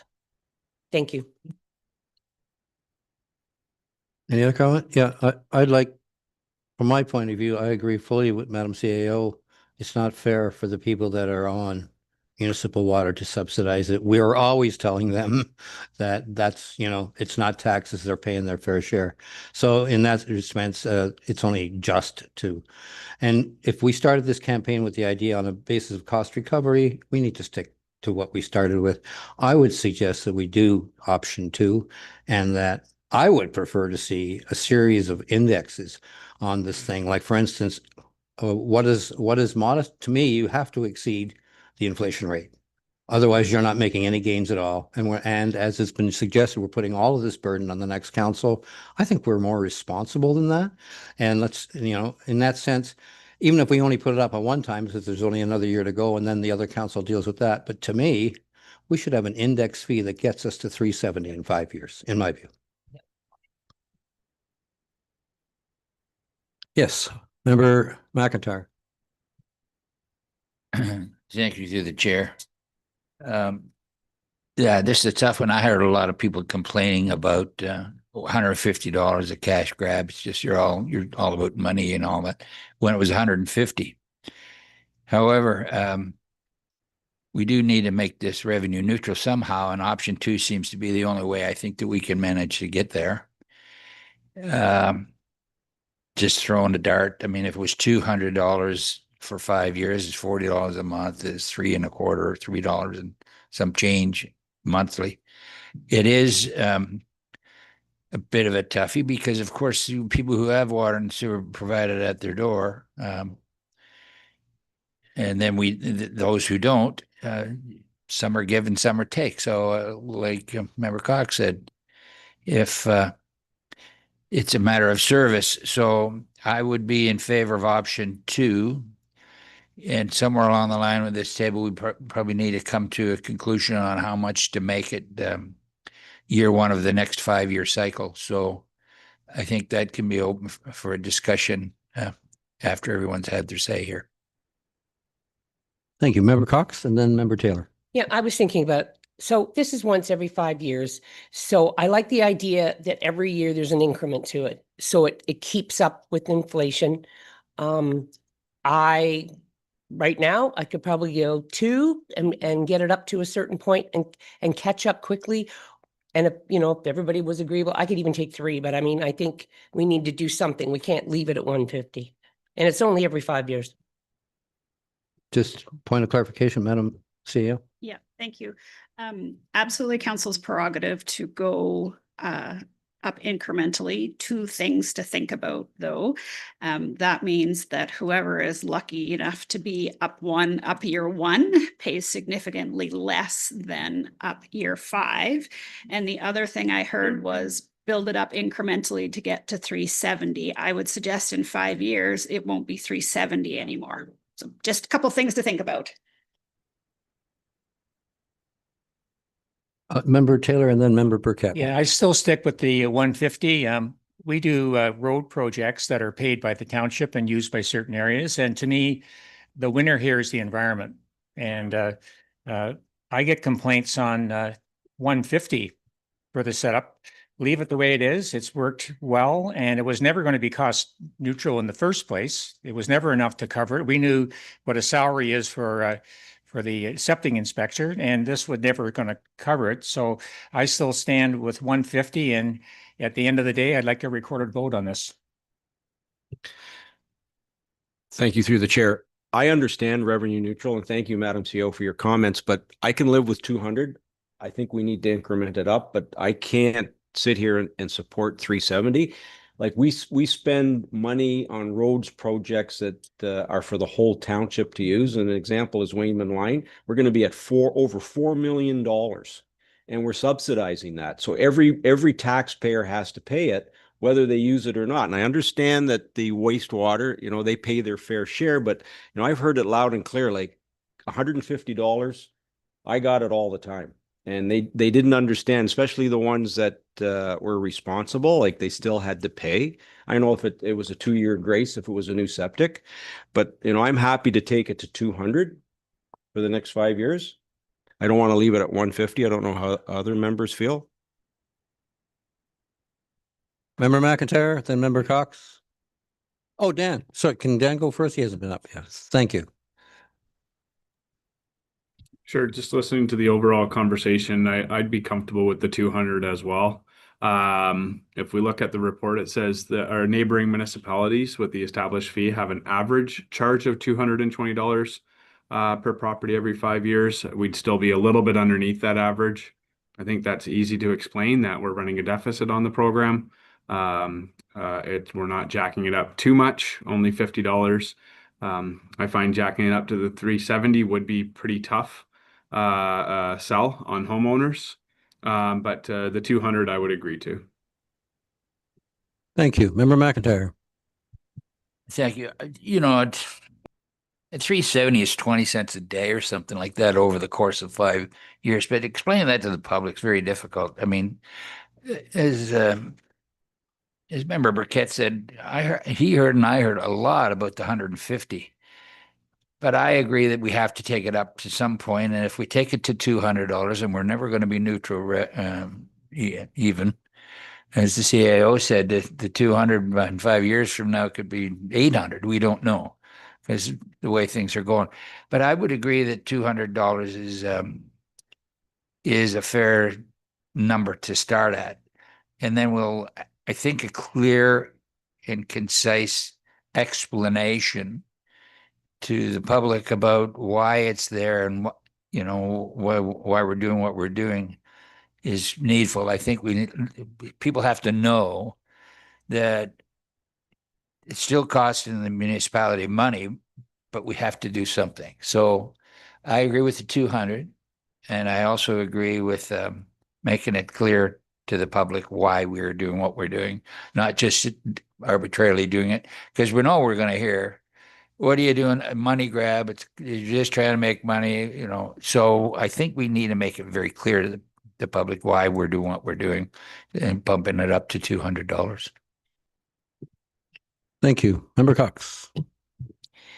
Okay. If you look at the fact of what Madam CAO said, is that if you do it in increments, then somebody of this, but you're going to do that in 5 years. So because we changed this to 200, 2 months ago, somebody only paid 150. So you're going to get that anyway, no matter how you do it. So maybe what we do is we change the cycle. We do it 3 years and look at it. I don't know, but I doesn't matter how you're going to do it. Somebody's going to slip in before the price goes up. So it's a decision on our part, and I don't have a problem with the 200, but in 5 years, that 200 is going to be, we're even going to be further behind than we were if we decide, or next council decides to keep this program even. So I don't know if it's something we look at every 3 years instead of 5, or how you do it, but somewhere along the line, it doesn't matter when you change that price, somebody's going to get in before it goes up. Thank you. Yes. I just want to say this. and then All right. maybe Andrew has something different to say, but I just wanted to be clear because I know Jeff will be scratching his head.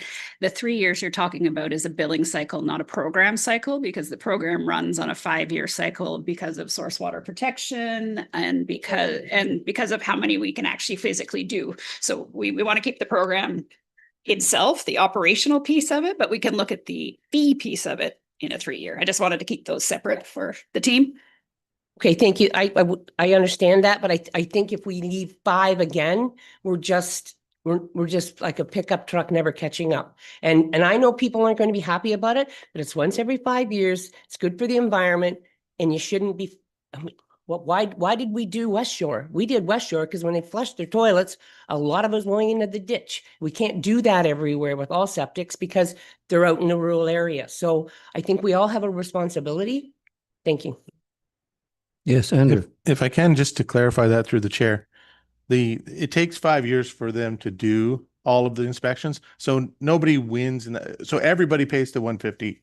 So if you switched in year 6, which starts the whole cycle again, somebody didn't get a lower fee. They all paid the same fee across the 5-year cycle. right? Yeah, they did. So the second you increase it in year 6, it's the people that have happened 5 years ago that are now paying 200 again. So, and I did want to remind council that you will see the water and wastewater rate study.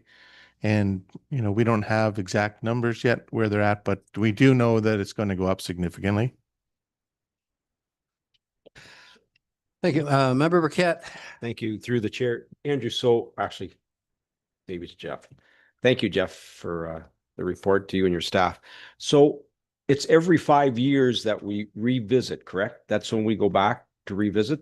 So the first 5 years, they got 150. So now if council decides we're going to go to 200 for the next 5. So when will that cycle start again? Next year? When will it start again? Through the chair, we're in that cycle now. We just haven't billed for it. So the billing would be at the end of the year. So if there's an increase, that's when the billing's going to start for year 6. So Jeff, and you may not be able to answer this, supplementary if I may through the chair. Are you getting much, like, is Amanda getting much backlash for the fee? Is like, what are our residents saying? Like, we haven't gone around in 3 years now to knock on doors, but what are you hearing? Through the chair, when it started, she did, and I wouldn't want to speak for her, but I think she gets less backlash about it now. People have accepted it. A lot of people are fine with it. They think it's great. I would say I hear less about it. That's for sure. There's no doubt about that. I hear less about backlash about the cost now. Yes, Member McIntyre. Through the chair. Jeff, do you have any idea how many people we have on septic in the township? Is there a hard number?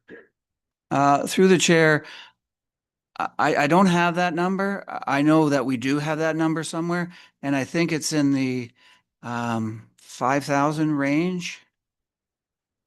Yeah, because these are just waterfront properties that we're dealing with. I could be wrong on that number, and I can get you that number. Member Cox. But it's also source water ones too, right? Through the chair, that's correct. We also do source water protection ones that are mandated that we must do. If I may, you can index both ends of the equation. You don't have to allow the gap to go, right? If you know that the current cost is 370 and you apply the inflation factors, then you can index it to catch up to that. That's just math. But don't want to get too complicated here. I would suggest that 200 is not bad. I mean, that's a big increase for people. So it's a bit hard for them to absorb, but the reality is that costs are what they are. I can live with the 200 for now, as long as we revisit it at some time in the future. And I think Member McIntyre is right on the money. We need to sell the benefits of this program, the benefits for the people that are paying the bill, because there are significant benefits. Failure of these systems has consequences. Anyway. Oh, sorry. Did you? Question.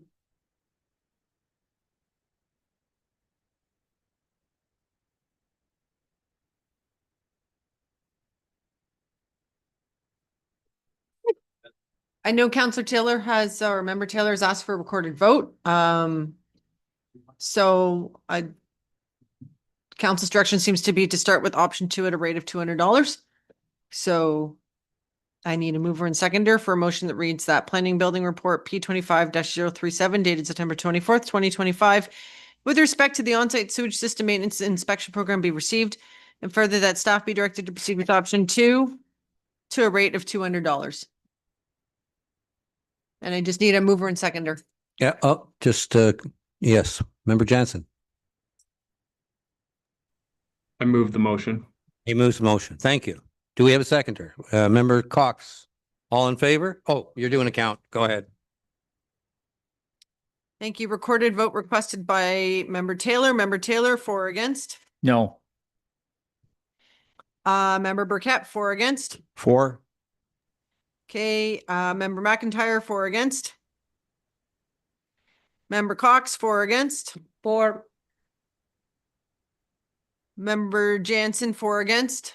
4. And Member Brennan, for or against? For. Okay, thank you. Motion's carried.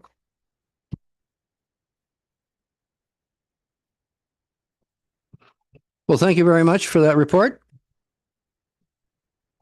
F21, Public Works, Report 2521, Site 9 Aggregate Extraction Lease and License Transfer. And I imagine that Director Burke is speaking of that. Yes, thank you. Good morning.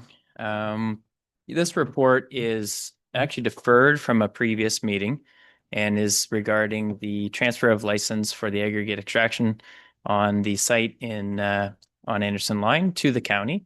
The baseline principle here is that, you know, we generally don't use that aggregate resource site very much. It's been in sort of a non-active state for a number of years, and the quality of the aggregates, you know, not terribly great, more for fill.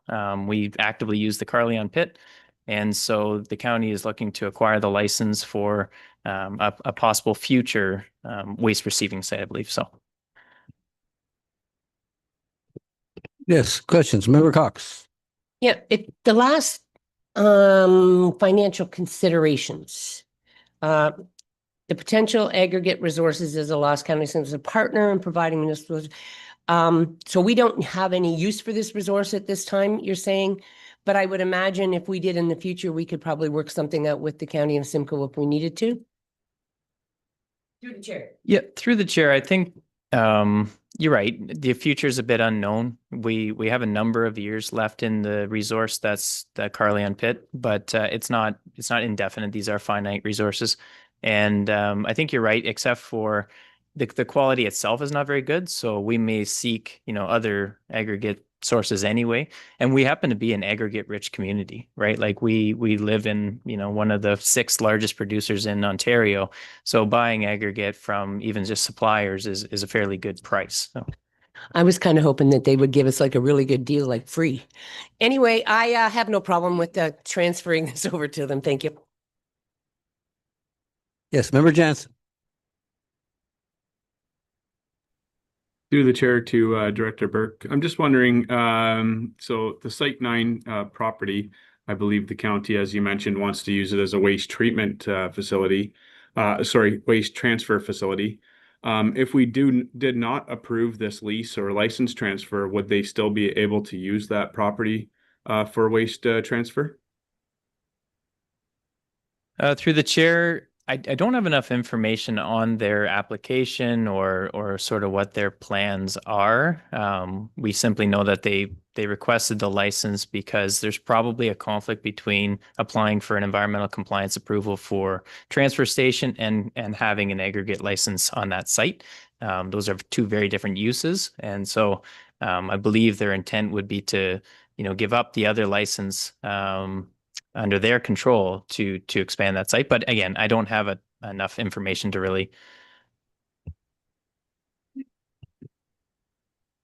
Member Burkett.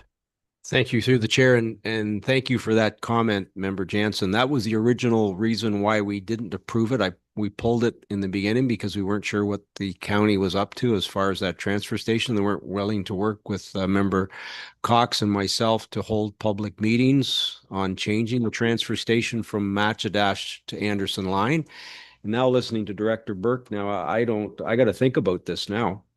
Like, and we don't know what the results are yet either. We haven't had any feedback from the county as to their survey or their public consultation has gone or what the results are. So, yeah, I don't know if this holds them up from it becoming a transfer station. I don't know if I want to give it to them yet. Mm-hmm. Yeah, Madam CEO. Just 2 things. I understand the logic of where you're coming from. I would just remind you that the county is our partner, and I believe that the county members told them if they did their public meeting and did all the things that you wanted, that you would consider this much more favorably. So you'd be changing a relationship there, which is your right to do. And the second thing is, because we don't use it, at some point we will have to rehabilitate it. Derek can tell me if I'm wrong. So we're getting a cost avoidance here, which will cost a lot of money down the future. So there are some good reasons to transfer it. There may be some political ones that are not as good, but I just wanted you to consider those items. Thank you. Yeah, and if I may comment that I agree with you on that. It also seems clear to me that we retain that thing and lease it out under the transfer, then we also retain liability. And I don't know why we do it. It's a property, is surplus to our needs. Get rid of it from where I sit. Yes. Member Cox. And you know what? The county's got the survey out. The survey will be the indicator. So, I mean, whether we give this to them or not, if the public says no, and they will go with that, which they may not want to, but we did say, and they did agree with this, as Madam CEO said. So, you know what? They need this, be it. Member Burkett. Thank you through the chair. And I can't go back on my word. And further to that, you know, there could be some contaminants in that aggregate. I'm almost like, because of that landfill, and I don't think we need to assume the responsibility of it. So I think giving it back to the county, like we did say, now I'm worried about the contaminants and if there are any. Yeah, I'm in favor of giving it back. And Dan, did you have a question? My only comment would be that I'd prefer to wait to find out what those survey results were and hear back from the county. I'm not sure if the county actually reached out to this council to ask them for their input. So at this time, I would not be comfortable voting in favor of this. Other questions? Madam Clerk, that it just seems to me it's either this is a yes or no here. I would suggest we need a motion as to whether we were willing to transfer it or not.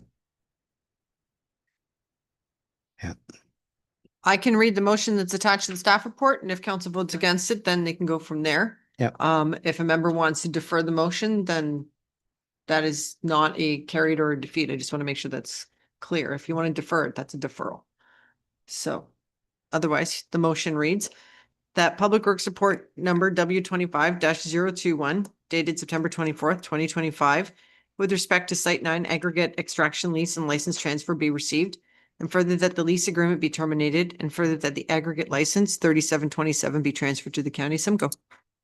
Mover. Moved by Member Burkett, seconded by Member Taylor. All in favor?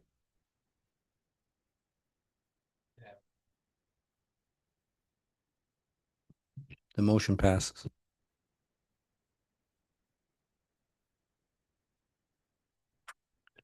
Thank you, Member Burke, for that. Moving on to F 2.2, Public Works Report 2523 by Biennial Bridge Inspection Program. Thank you through the chair. And I'll start with this actually was just a report for information. So there's not a whole lot of decision on this. This is more for information, but a good time to have a good look at our structures. Every 2 years, we have a look at them and tally up what we believe our needs for projects, rehabs, and replacement costs.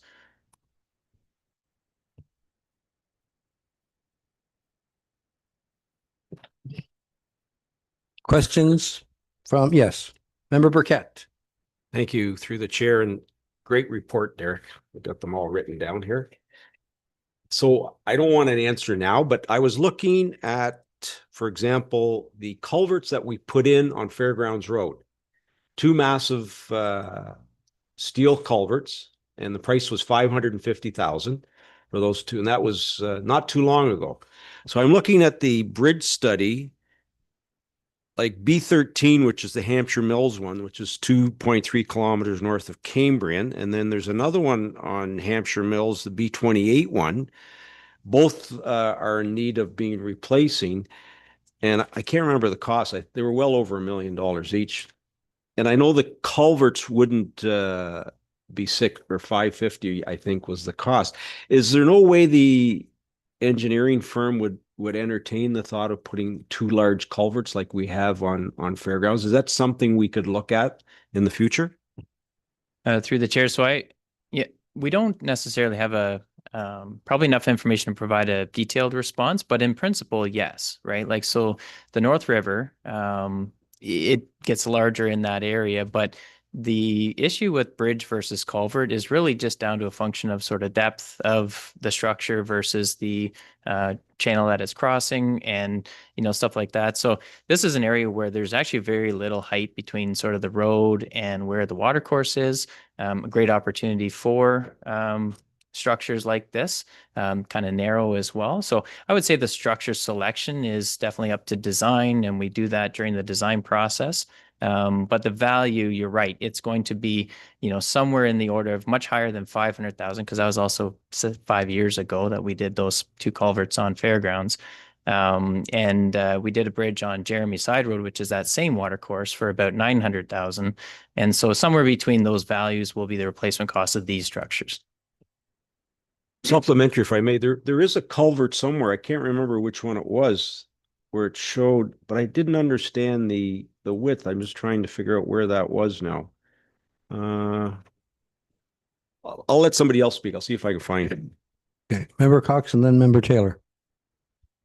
Just a question on, is that not Hampshire Mills a flooding area, or is Jeremy Moore? Through the chair. Oh, yeah, through the chair. Hampshire Mills, just north of Cambrian there, up to Maple Valley, I think it is a floodplain. Yep. Yeah, we get seasonal flooding in there, foot over the road water. Okay, so my concern would be if you went with a culvert, could it take what a bridge does, or I don't know anything about that. So I that's one concern. And then the other one is one of those bridges, and I don't know which one it is, only has minimal to nobody that goes across it. Is it needed? And I would like to look at that. So through the chair, you'll see the studies kind of later in the report, and it would be our plan to treat those two culverts as sort of one project, or the bridges, whatever you want, structures, and look at the feasibility of just that. Like, do we need both crossings? It's very unfortunate that the North River happens to cross the concession twice within a couple hundred meters of each other. You're right, there's actually just one residential property on that stretch in between. And, are these areas where we could create a new, effectively dead end or a gap in transportation network? It's never something that, road authorities promote or want to do. But in a case like this, where there's virtually no, very limited traffic and very limited accesses in that stretch, we'll look at that. But that all comes from a bridge planning study. You'll go through and really identify what's possible, what's preferred. If you're going to take something like out that, you might want to contact the public, have a bit of a public engagement session. Those are all things we would think about with these two structures. So supplemental, then I'd like to move on to the Woodrow Bridge. And I'm sorry, but I don't understand the need, for a 2-lane bridge. And I understand you said you did traffic studies there and it's busy. Well, it's only busy if people want to cut through and go that way. I understand too that now if we decided that would just be a walking bridge or leave it, we have to figure out a snowplow turnaround. Buses may have to change, but I still have a really hard time with the costing of this bridge. I mean, it's been a 1-lane bridge forever, never an accident, never anything, except one farmer who forgot to put his whatever up and swept the side of it. And so I understand all the reports and the engineers' recommendations and things, but would it be so bad if we did a 1-lane? Like, are we going to get sued? Through the chair. So I know it is being designed as a 2-lane bridge, and that is to match our engineering standards. And even when we make that a 2-lane bridge, doing half the bridge is not going to be half the cost, unfortunately. So there's still brand new foundations that need to be done on that new bridge, whether it's a 1-lane or a 2-lane.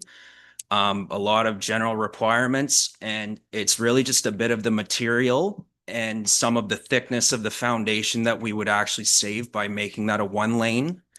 It can be done, but it's not it's not a massive amount of savings I think we would see. Supplemental. If we're looking at, this is just something to think about. I don't want an answer today. I'm thinking what we're looking at, and you're looking at the budget for roads and bridges with the mayor before. Do we look at the fact that we reduce the capacity that bridge could take if we had to put it off for a year? Or is it something that's deadly and we have to do it right away? I don't want to even ask this question. Just, is it something we could look at putting it off, or do we have to rejig what it is? I just need it to be looked at for the numbers. If there's something else that's more needs to be done, and this could bump a year. That's all I'm asking.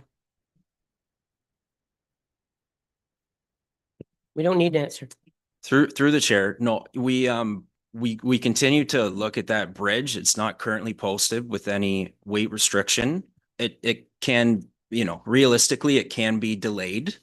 And we do continue to, we just had a look at it again with our OSIM that we've done this year. So we keep an eye on the bridge. Thank you very much. Member Taylor. Thank you, Chair. So I was questioning the dual lane for Woodrow Bridge 10, and I understand it's not half the savings, but just a reminder, Town Line near Upper Beechshire Road's a single, there's a lot of traffic, and recently Lachlan Falls Road, huge traffic, great looking bridge, and it's holding up pretty well. But if it's not huge savings, then I'll back off on that. But back to Bridge 11, the Rhinebird Street Bridge, what harm is there to leave it as is, strictly a pedestrian bridge? I know there were thoughts in the past that maybe the embankments might with flooding and stuff. And I just wonder, is that a big risk now, or can we save some money and just restrict that to pedestrians and leave it as is? So through the chair, Rhinebird Street has been a project of sort of mine, I suppose, or at least in the tenure of my time, ever since I started here.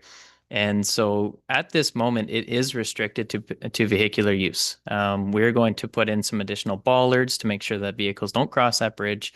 But that is the plan. It's also restricted to 5-ton weight rating, and that was done, I think, 2023 or 4 by Tatham Engineering, who did the load evaluation on it. Again, we had the OSIMs here in 2025. This team of engineers also agrees that the structural members of this bridge are failing. They are corroding. There's not very much life left, and they have a recommendation for an immediate resolve on what to do with this structure. It's our plan, and was in the EA, the environmental assessment from the community, really pressed for some kind of replacement. You know, obviously not a vehicular bridge. That would be costly, and not even just costly. It was nearly impossible with the distance from the river's edge to the road allowance that we have. But we would be looking for a pedestrian crossover. So, you know, repairing the abutments, replacing that structure with something a little bit more like you'd see on a golf course. And then, you know, that would keep that pedestrian connectivity to those lands. You know, you think of the duck race and that sort of thing, that's a common endpoint. Lots of people gather on the other side, that little grassy area there. So that's I think the forecasted, and I wish there was more years of that existing Bailey Bridge to do just that, be a pedestrian bridge and remain in place until it goes. It's just our actual findings and section loss, the corrosion of those members are so great that we have to do something like very soon. Just to follow up through the chair. So does any of our equipment go across that bridge now? Like, does the sander for do we do sidewalks over there? Do we do anything on the former road that's there? So through the chair, we've negotiated an easement from the extension of West Street to those lands. So that's how we access the area. Last year, we restrict all of our equipment to basically just the trackless or the sidewalk machine. It doesn't weigh very much, and it goes across there up to this past winter. But our access now is via easement from the land side. So no real need to cross that bridge. Yes, Member Burkett. Thank you. Through the chair. So I did find it was on page 89. If you look at that beautiful culvert that's on Utah line, and it's 2 kilometers north on Division Road, north of Division Road, sorry. But that's, and maybe you can't do that back at the other end because it's so shallow there. I don't know, but that culvert system they have on page 89, that's pretty amazing.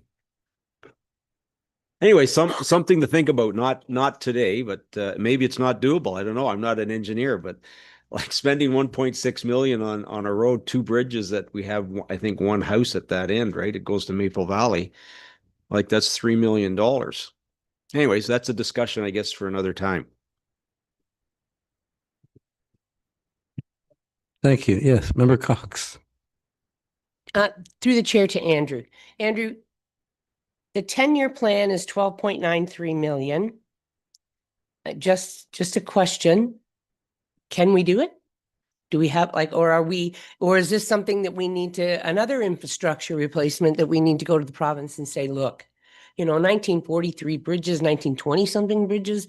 I mean, no offense, 12.93 million plus water and sewer. I mean, we're really hitting into an aging infrastructure, and I'm imagining most municipalities are, but I'm not sure how many. We seem to have a lot of bridges because of the North River and the Coldwater River and everything. So I just wondered how we're looking at this financially. Are you doing a certain amount each year, or how we're doing it? So if I can, through the chair to Member Cox, we are in the process of updating our asset management plan, but along with that, also trying to come up with a long-term capital plan. But you're absolutely right. Like if you were to look at the infrastructure that we need to replace in the next 10 years, we do not have the money to do it. And supplemental, it's not just roads. We have an arena in Coldwater, whose life is probably lucky if it's 15 to 20 years. We and that's something I'd like, and I'm sure that comes with the asset management. I think that's a really big thing that a council will have to look at, because it's not just roads, bridges, it's the when we know the wastewater, but we forget we've got an arena that was built in the 60s, late 60s, and it's the only one we have. So, I mean, there's all sorts of infrastructure. We have this building that needs upgrades. We have all kinds of things. And I just looking forward to seeing how we're trying to do it. And hopefully, maybe if there's anything we could, go with our MP or MPPs, because there's got to be some help here. We can't lay this all on the taxpayers. Thank you. And if I can just respond, we have done a lot since we started investigating asset management. And when I say a lot, I mean, we now have $2.2 million on the levy, specifically designed to go to those reserves to help replace the infrastructure. The issue is our infrastructure deficit is significantly larger than that still. So, we're making progress, but unfortunately, some of these assets are coming at us faster than we'd like, for sure. Thank you. Member Burkett. Thank you, through the chair. And I don't want to, I just a thought, Andrew. I know this asset management plan is coming, but how do you arrive at a figure when no one could predict what COVID's done? And how long is this asset management plan? Like, is it a 10-year window, or how far are you projecting what this infrastructure is going to cost us? Because no one could predict what that culvert, I'm sorry to bring up Wayneman, like that, just like we're going to be over $4 million on a culvert. So if I can respond through the chair to the mayor, and nobody was going to guess what happened during COVID. For the most part, you can index these things based on the non-residential construction costs and come up with fairly reasonable annual increases that are necessary. But nobody could have guessed that we were going to get over the span of a couple of years, a 40% increase in costs. Right. And that is what happened during COVID. And those costs, I would argue at this point in time, still have not come back down. So I don't know if you can blame it on supply chain anymore. But certainly those costs have not come down. Now, maybe they're not increasing much more than the non-residential rate, which is certainly back to being a fairly reasonable index. I think this year, and I can't remember off the top of my head, but I seem to remember it was less than 3%, which is significantly better than the you know, the 17% we saw one year and the 22% we saw the next year. Okay, thank you. May we have a motion? Motion reads that Public Works Report W 25-023 dated September 4th, 2025, with respect to the biannual bridge inspection program be received as information. Okay, moved by Member McIntyre, seconded by Member Cox. All in favor?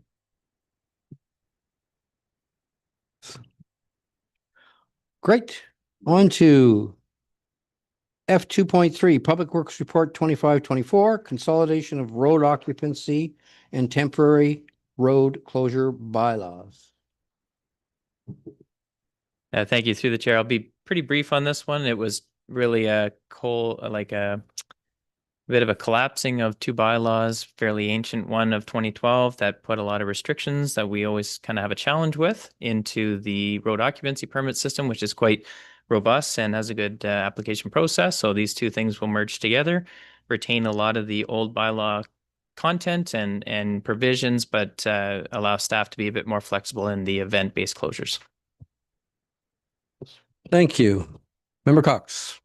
I want to thank you, Derek, for bringing this forward. I think the part of it is our events are much bigger now. We have many more visitors coming. They become a yearly large event.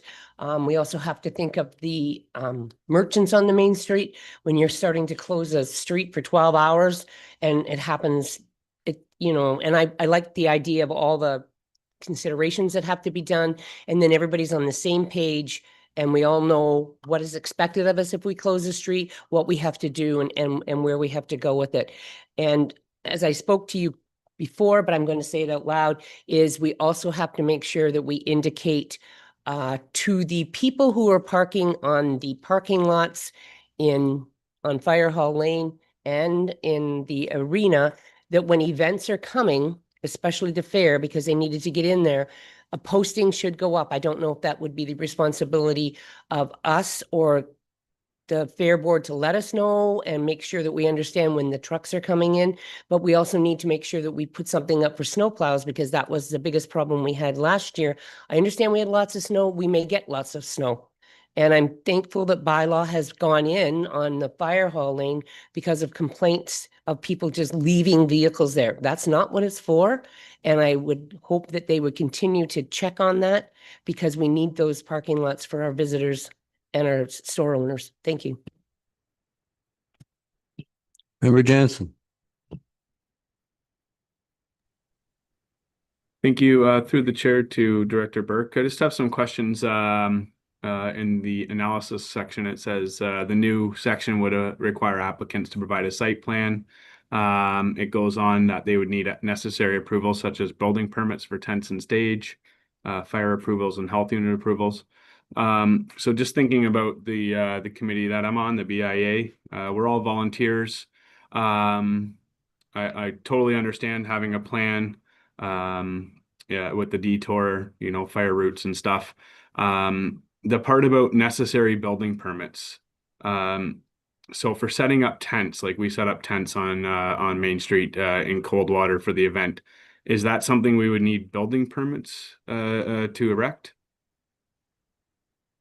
So through the chair, I think the comments in the analysis are really to reflect that every event is a little bit different, and the municipality doesn't know what the event organizer is planning without some kind of a site plan and description. We have had events where there has been stages, and the stages meet the intent of a building permit for under the Ontario Building Code. What we kind of envision here is that the applicant provide as much information about their event as possible, and then this forum, this road occupancy permit system, will then engage other departments in the requirements. So that's kind of the idea. But no, a 10 by 10 pop-up tent, at least to this date, has not required any particular building permit application. Okay, and then just supplemental. So just in your opinion, with the information that you're requesting, it's something that still volunteers on a committee like the BIA would be able to complete on their own. They wouldn't need to go through or have hire somebody to get this site plan done or building permits and just having to hire like an outside firm to do this work for them just to be able to get a proper permit to have an event. Yeah, Member Cox?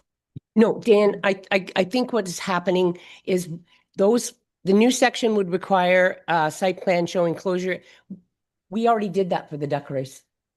Yep. That's already being asked for, and all you have to do is meet with them. The barricades and signage, they have a map and you can just show them. I think these other ones are like if someone was putting up a tent at the fairgrounds, you have to have a large tent, just like for a wedding, you have to have a permit for it.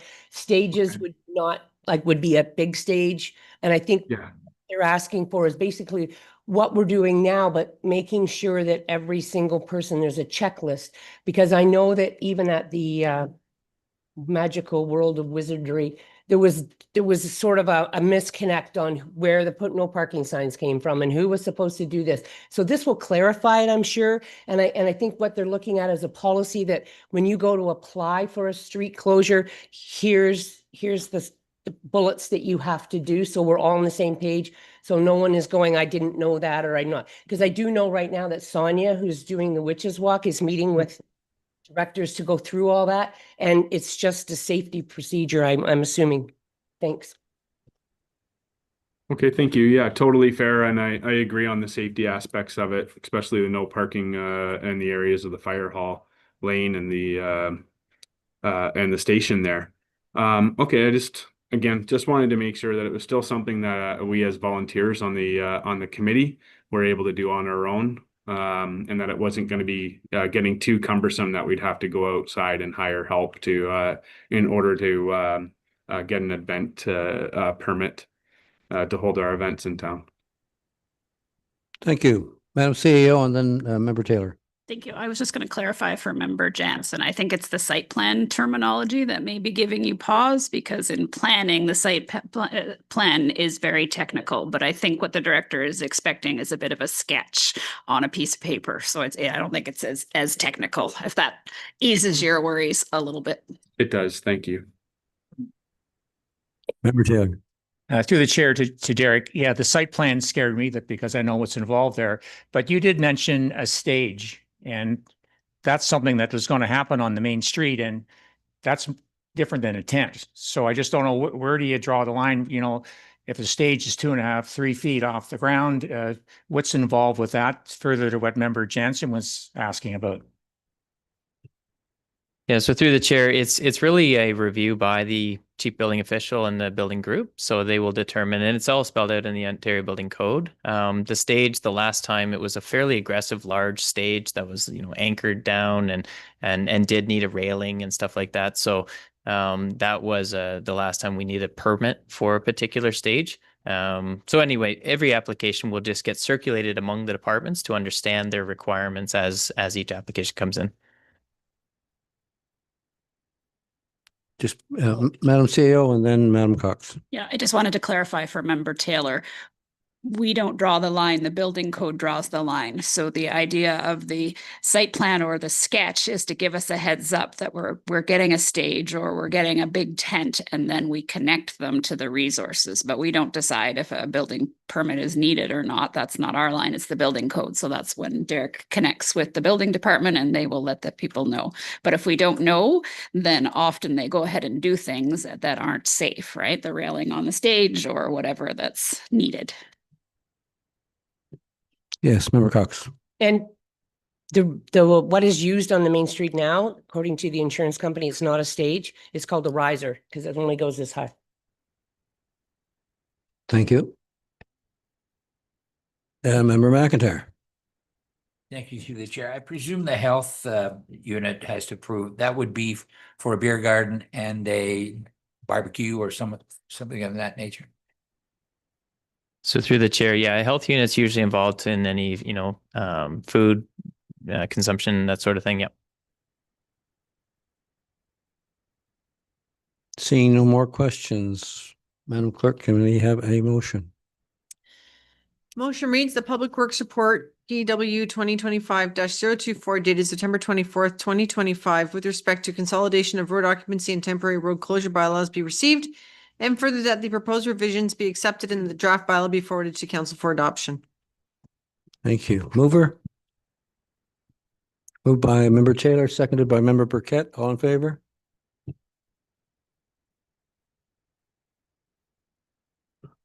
Thanks again. Public Works Report 2527, Bridge 28, B28, Hampshire Mills Line Load Restriction. Thank you. Through the chair. So as we just spoke about bridges and the structures in the township, this one was flagged by the team of engineers doing the OSIM as a somewhat urgent request for load reduction. And we have seen this in the past. I mean, maybe some of the members on this council remember Lachlan Falls Bridge was treated a very similar way. So this load restriction is to 5 tons. That's about as low as it gets. That's a problem. That will create some challenges for our road network for winter control, agricultural uses and that sort of thing. But we'll still allow a single passenger vehicle to cross. And you'll see here that there is a recommendation to review this bridge in more detail. We actually have sort of skipped that cost and that process and went the very conservative 5-ton with plans to look at both of those structures like we talked about as sort of a bridge planning study. So this is 5 tons applied as soon as signage is up. Any questions? Yes, Mayor Burkett. Thank you, through the chair, to Derek. So this B28 is 1.8 kilometers north of Cambrian. The other one is 2.3.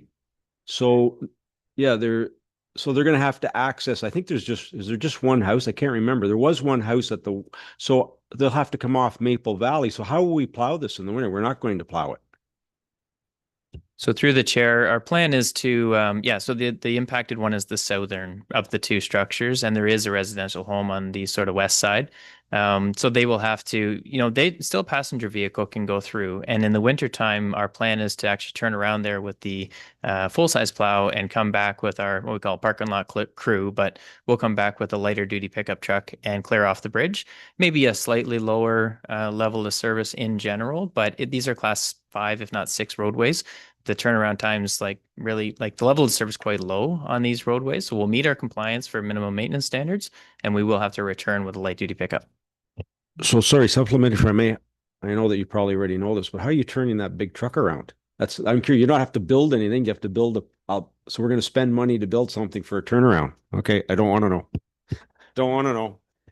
Okay.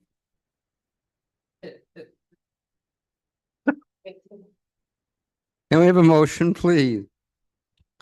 Thank you. Motion reads that Public Works Report W25-027 dated September 24th, 2025, with respect to Bridge B28 Hampshire Mills Line load restrictions be received, and further that council approve the amendment to the bridge load restriction bylaw to reduce the permitted load on Bridge B28 to 5 tons and authorize staff to post appropriate signage.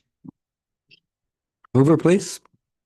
Moved by member McIntyre, seconded by member Burkett. All in favor? The motion.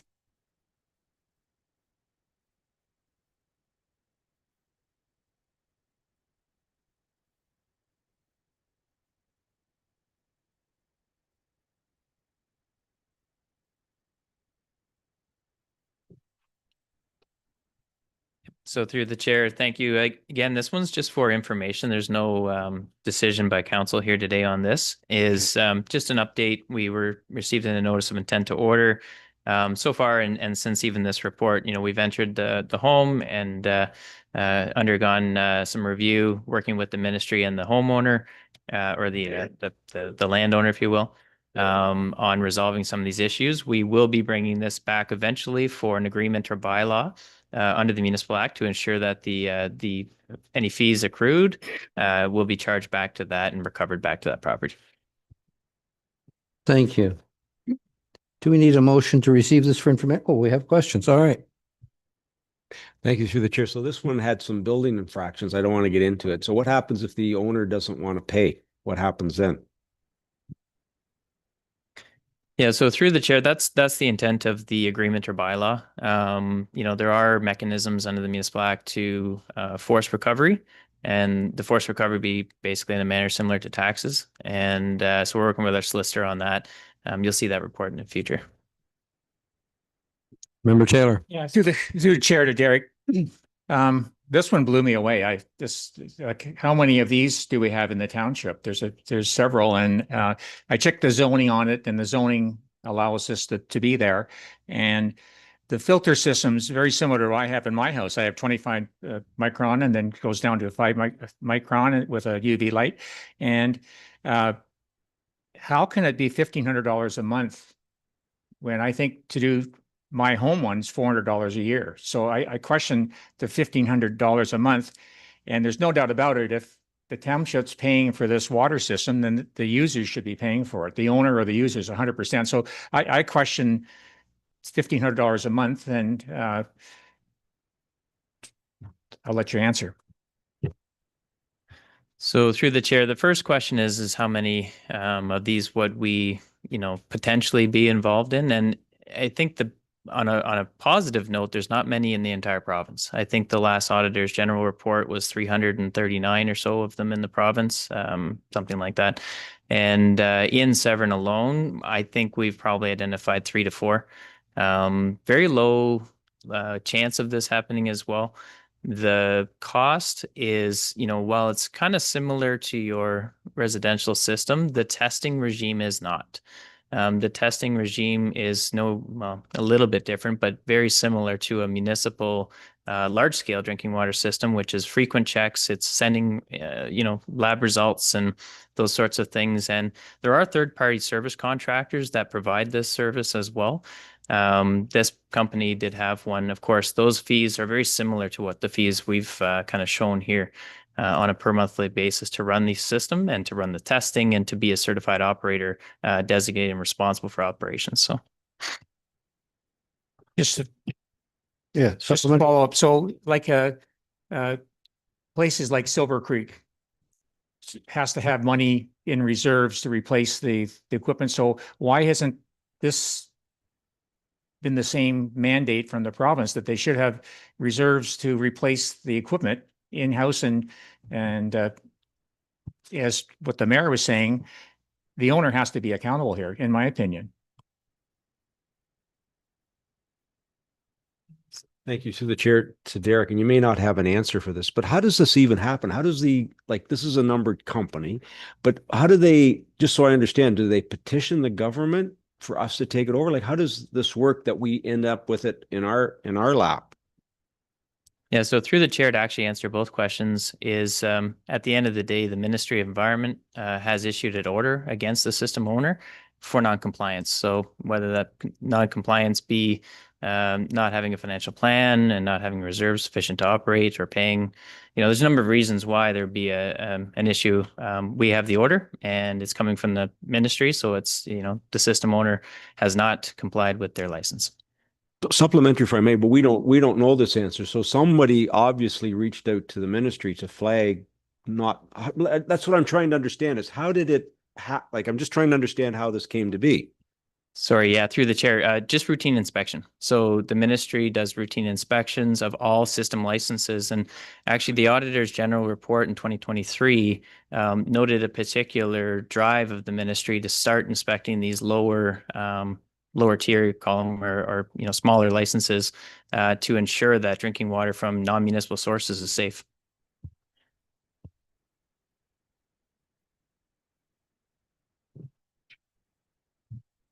Thank you. CEO. Oh, sorry, Madam Clerk. Did I wake you? Oh, sorry, no. Okay, so the motion reads that Public Works Report W25-022 dated September 24th, 2025 with respect to private drinking water system notice of intent to issue an order be received as information. Thank you. Moved by Member Cox, seconded by Member Burkett. All in favor? Motion.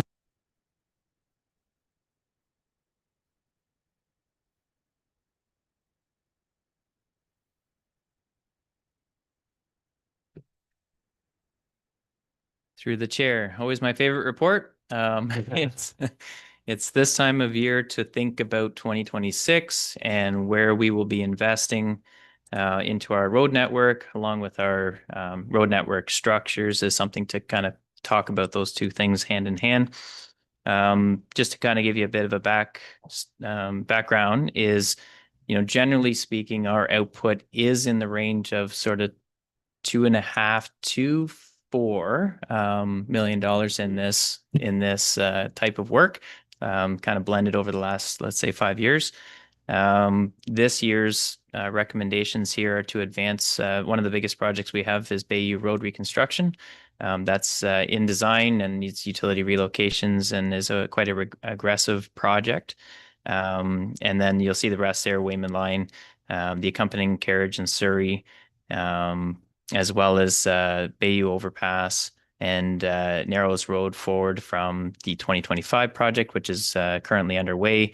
You generally wait 1 year for the slurry to be installed so that there's a firm grab onto the surface. Thank you. Member Burkett. Thank you. And through the chair, thank you, Derek, for this. I'd like for council's consideration at budget to bring forward a cost for South Sparrow Lake Road, but not a multi-use path. Let's do what we did on Division Road, where we just have a wider, or maybe Colt would like to speak to that. Go ahead, Colt. Through the chair, when we took a look at the multi-use path going on South Sparrow Lake Road, we had quite a tough time geometrically fitting that in, and we're now proposing a paved shoulder on that stretch of road. So supplementary, thank you for that, Colt, through the chair. Can we get a pricing for council during budget for that, please? And also, I don't see Stockdale. I know there's some history to Stockdale. If there's I know that Liv has to put a sewer pipe if they move forward, and I don't know how many years down the road that it'll be, but if there's some way we could, because that road is a disaster, if there's some way we could look at that road and possibly bring that costing forward as well. I know Andrew doesn't want to hear that because now we're way over what, but at least give council some options, and then we can decide whether we move forward with everything or take some stuff off or maybe not do anything. I don't know. Let's see what council decides. Yes, Member McIntyre. Thank you, through the chair. We have a number of issues coming in. Mr. Burke, I'm sure, hears quite a bit of them about Moynes Road and Coopers Falls Road, with the county being the owner of Coopers Falls Road and a blind spot there, as well as the fact that Coopers Falls Road, Whippoorwill Lane, and Dean Trail are deteriorating at a pretty rapid rate. I'm sure that you just had the ditches done out there, and I guess the road crew knows the condition of it, and they may be able to tell you because you can't be on every road every day. But I wondered if consideration to at least the Moynes Road project be kind of given consideration in this year's budget, because it's there's low-lying areas there where frequently the water covers the road from a bog on the east side of or west side of the road. So that one I would like to see if you could give that another look and maybe do something about it at budget time. Thank you. Yeah, from my point of view, I'm really happy to see Carriage Court and Surrey Crescent. I know both Derek and I have been receiving significant concerns with the condition of those roads. And so they're not a huge cost, but they're important. Member Taylor. Yes, it's mentioned in the report that you did mention Lovering Line, Lachlan Falls Road, and Mount Stephen. The residents there are still patient, but hopefully something's going to happen. I did use Lachlan Falls Road the other day with the detour coming. I thought I'd just take a run over to Upper Big Shoe Road, and that road was on your 0 to 5 year maintenance. I'm hoping that I'd like to have it resurrected again. Probably not in 2026. There's some other things there, but that road should be a priority. And since Lovering Line runs into at the same time. So don't forget about Lovering Line, Lachlan Falls Road, and Mount Stephen. Thank you.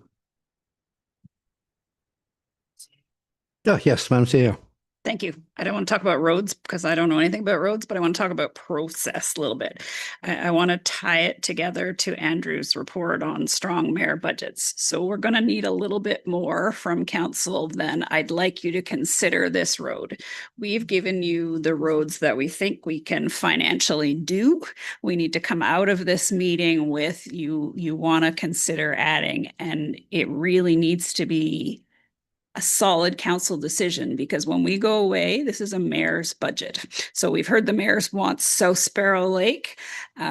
But if we only hear one person wants something, the Andrew has concerns, I know, about the tax rate increase that we're going to have to do to get beyond this. So you need to be solid in your instructions to us, because when it comes to council to change it, we're going to sit down with the mayor and see what he wants, but to change it, you need 5 members. That's a big bar. So agree on an approach coming out of here so that we know what we're bringing you back.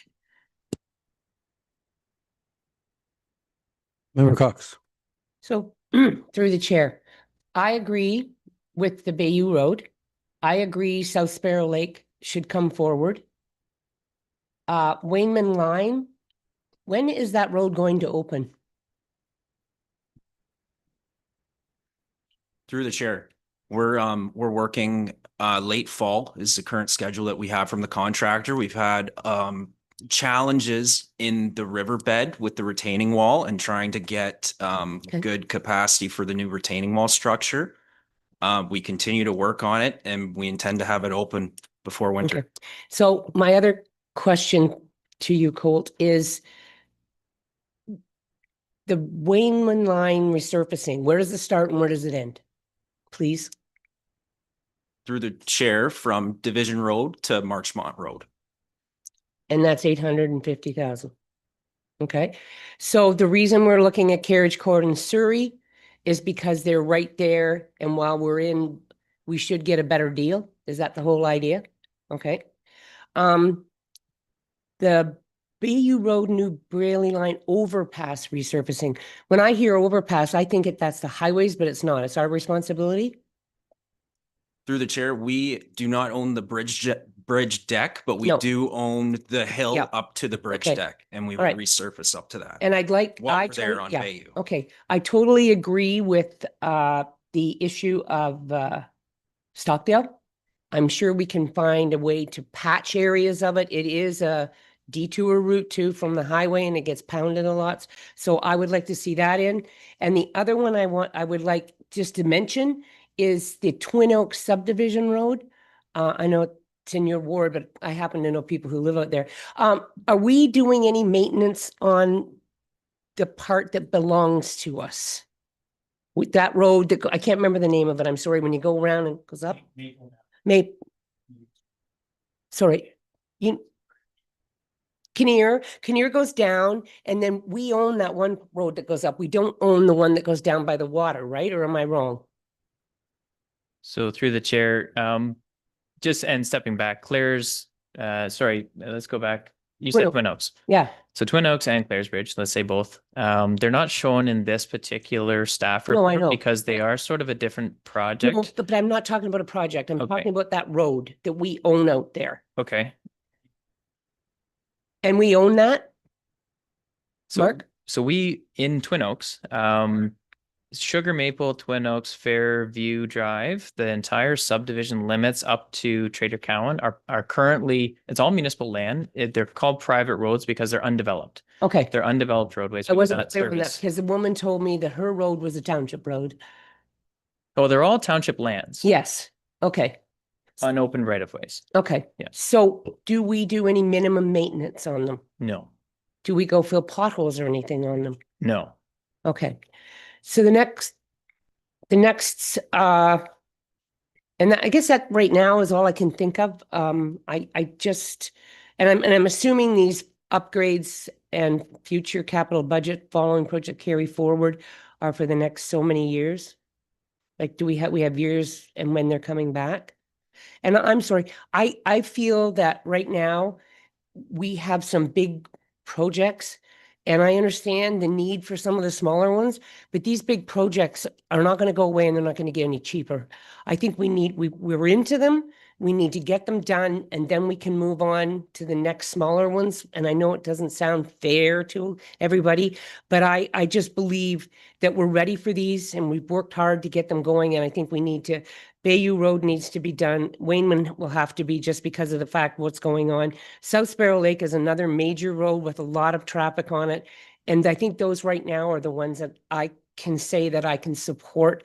And I feel bad, but the smaller ones, we have to get these done because they're expensive and we just need them done. Thank you.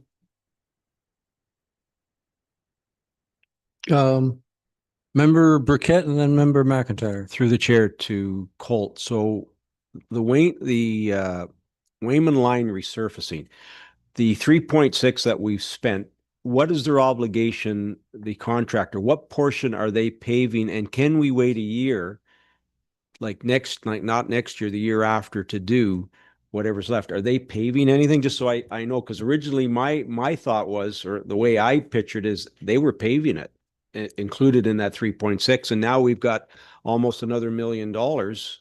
And I know there's culverts involved as well, but if you could just tell us. Through the chair, the original scope of work for the Wayman Line culvert, it was mostly the major culvert replacement and about 150 meters from kind of the edge of that culvert area in both ways. So it didn't include the entire road from Division or up to Marchmont. Like that was specifically a major culvert replacement and replacement of the road and asphalt around the bridge deck too, though. So they would patch into the roadway that we have there today. Yes. So it would be okay to wait a year before we spent another $1 million on that section. Okay. Just so I have some clarity. Okay. Thank you. Madam CEO. I just wondered if that was direction. I'm trying to come out of here with direction. So are we pulling Wayman and putting in South Sparrow? Is that the mayor's wishes? Well, I'm opposed to pulling Wayman, but go from there. Okay. Yes, Member Cox. Okay. I can deal with Wayman being 2027 because the fact that those people are going to be so happy that road's open that it's not that bad to drive on. It's not like you're on Stockdale or any of those other roads. It's still smooth. It still goes. And as long as they know that it's going to be moved, I can do it. South Sparrow Lake Road is in terrible condition compared to Wayman. In my opinion, I'm not an engineer, but I would say if I had to balance them, that's what I would do. And I don't think the people will be upset that it's not getting paved this year because they're not into potholes or anything horrible. And if we could say we could do it for the next year, I don't have a problem with that. Yes, thank you. Through the chair. And like I look at South Sparrow Lake Road and I forget in the road needs study, what did you classify that road as, Derek? It's an arterial road, is it not? Through the chairs. So it's called a collector roadway. And the difference is kind of minor. We don't have a lot of arterial roads, really just the overpasses for the highways, Division Road, a little portion of Burnside Line and Coldwater Road. Those are our arterial roads. The rest are, like this one would be called a collector road. Thank you. So supplementary, if I may, through the chair, and I don't want to cause friction between my colleague here, but I know that the Wayman line, it'll be resurfaced to the point where it was resurfaced before. So the pavement isn't going to be busted up other than we're going to redo that road because there'll be new pavement on either side where the bridge was. If we take out the 850, the 200, and the one that's over $1 million. Like I understand Carriage Court, but it's a court. If any one of us drives South Sparrow Lake Road, that road's got to be, I want to say, over 30 years old. It's an arterial. Did you say it was an arterial? Sorry, was it? Collector. Thank you. I'll have to get that straight. It's a collector road, and the numbers on that road are horrendous, the amount of traffic. The other thing is people walk and cycle that road. They're coming from West Shore, going over the bridge. It's a totally unsafe road. It's unsafe the way it is today. And looking at Bayou, we want to reconstruct Bayou, absolutely, because we have kids that are walking on the road that need to get to that school. Like, I hate to say it, but Wayman can wait another year. Through the chair, and maybe you didn't ask, I think I heard something is about what is the usage pattern? Like who's got more daily traffic, let's say, and we have all this data, right? It's in South Sparrow Lake Road, just on an average day, you're well into 1,200 cars a day.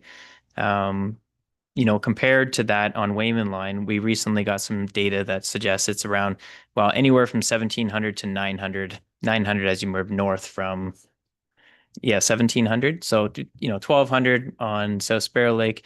On the earlier section of closer to the highway for Wayman, you're up to like 1,700, and north of Division, where this project would be like 900. So they do compare pretty well, but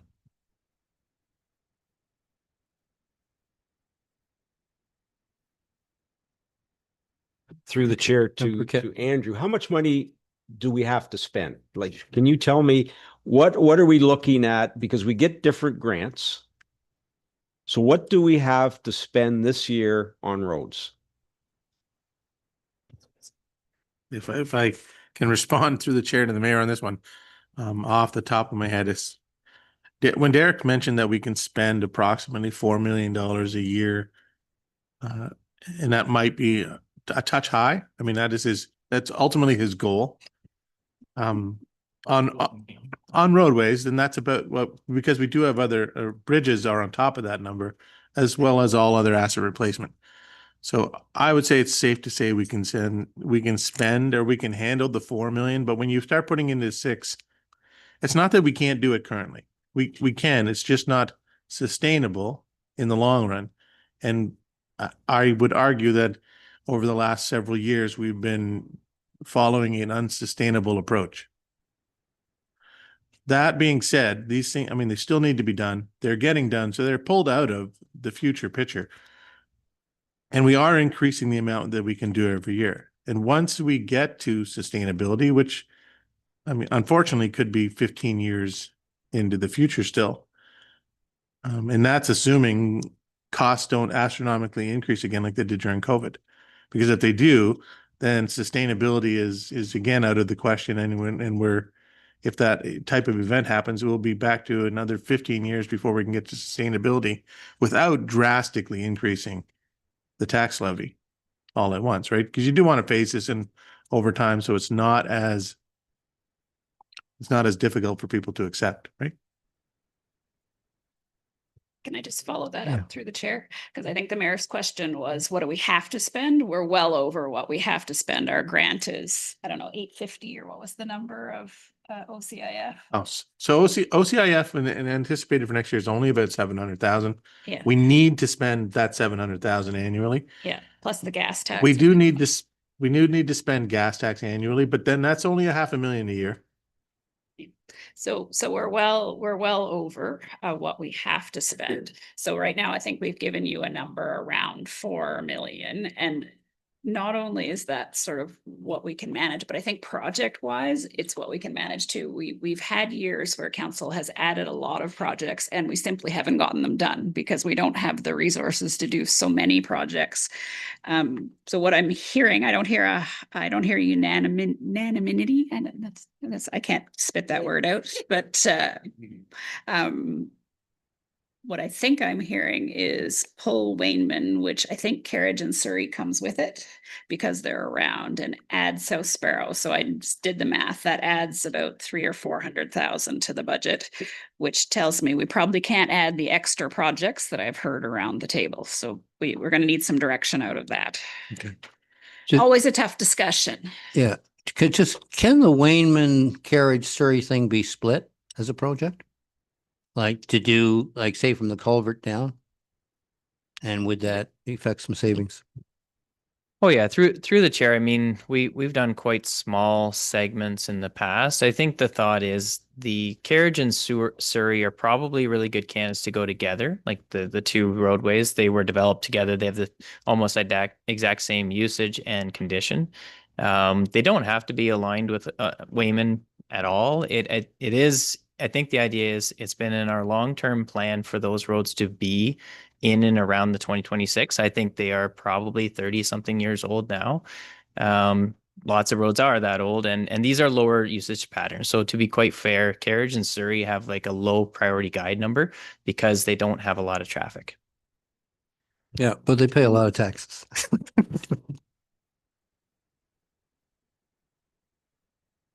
Yes. Okay, through the chair to Coulter Terrett.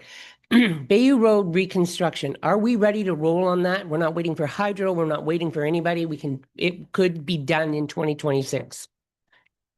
Through the chair, we have had a challenge with hydro, but we have actually been able to meet them on site in the last month. And we actually do have a plan for relocates out there. We're likely looking at Q1 of next year to do the relocates. Okay. But they're definitely doable before we would get out there after half loads to reconstruct. Okay, and then if you go to Sparrow Lake, South Sparrow Lake Road, are we ready to roll on that? And are there any relocates or anything that you're worried about that won't be done? I will use my same contact from hydro and get them out there next week if that is the direction that we have from council to go out there, and it would likely be an early 2027 relocate as well.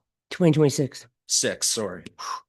Okay, I'm only asking is because sometimes we've gone and looked at things and then it all backs up on you. And I'm not questioning you. I just know that with your relocates with the telephone and hydro sometimes, but now you've got a contact. That's wonderful. Okay, thank you very much.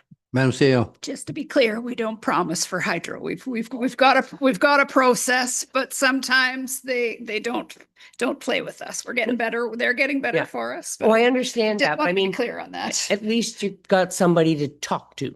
So, I mean, I understand that it could, but they are projects that we pretty well can be 80% sure we can get started on and we'll be able to complete in 2026, or are they going to be carryovers? South Sparrow Lake Road and Bayou are completely doable for next year. Thank you very much. Yeah, Member McIntyre. Thank you. Through the chair, I just wanted to go back to a comment made by the CAO regarding the mayor's budget. Who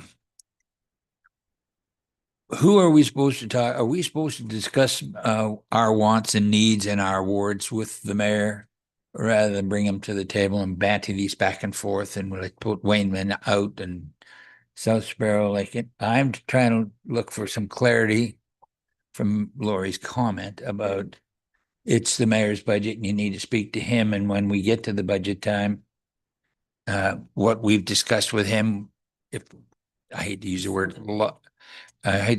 lobby, but if we take the mayor for coffee, do we have his ear towards the budget rather than the open process that we've done in the past?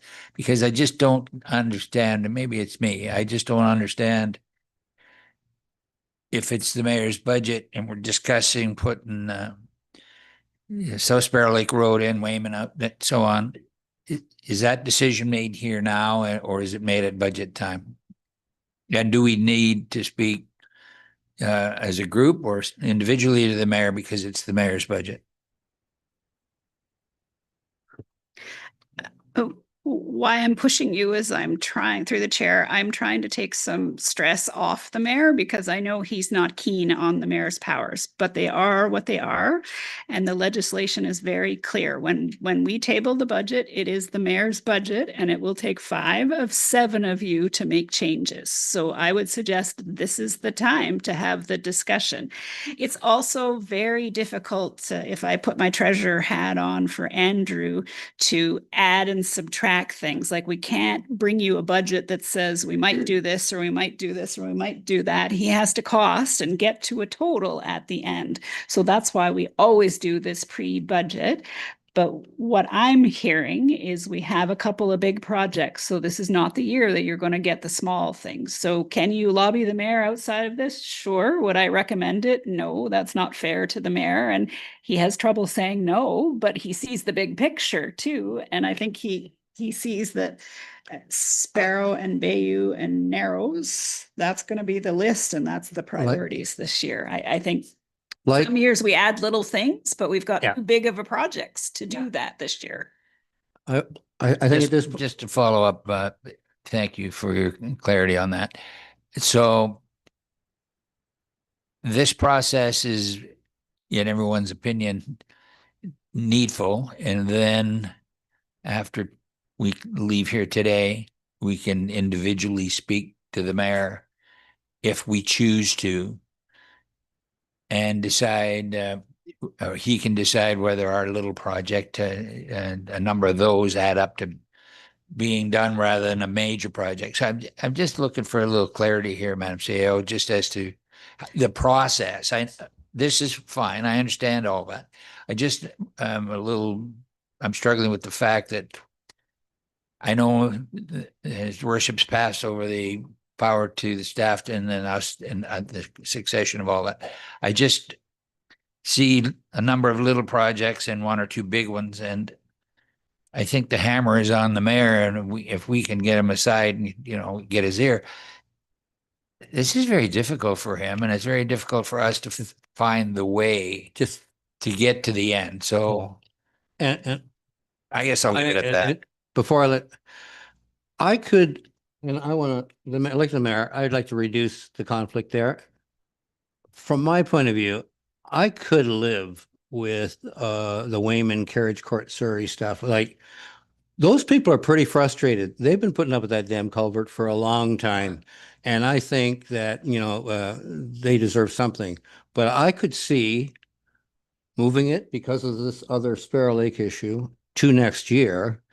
But I want some assurances that next year, these are top priority. That's what I would like to see. Yeah, so there was a lot to unpack there. I think I'll start with Phil and Councillor Brennan and work backwards to Councillor McIntyre. No one can give you those assurances because it's a new council. So if I have no idea how much of this group will return next year, but the budget doesn't get done until after council is elected.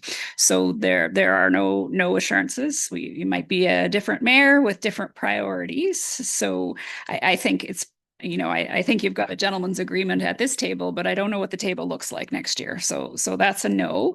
Back to Councillor McIntyre, can you take the mayor aside and ask him for your pet projects? The answer is yes, but I wouldn't recommend it, and the mayor doesn't have to allow it. I mean, if you want to be open and transparent, I would suggest that the mayor not consider it, just because that's not fair, right? Whoever talks to him last or lobbies the hardest, you're having a discussion here. So to make it fair to him, what you could do is allow us to put the budget together with the list that I think that you've come to, and then you see whatever the tax increase is, and at the end you can say, hey, what if we added this road for 200,000, or what if we added I would suggest it's probably easier for Andrew to add it later than come to you with a 20% increase, right?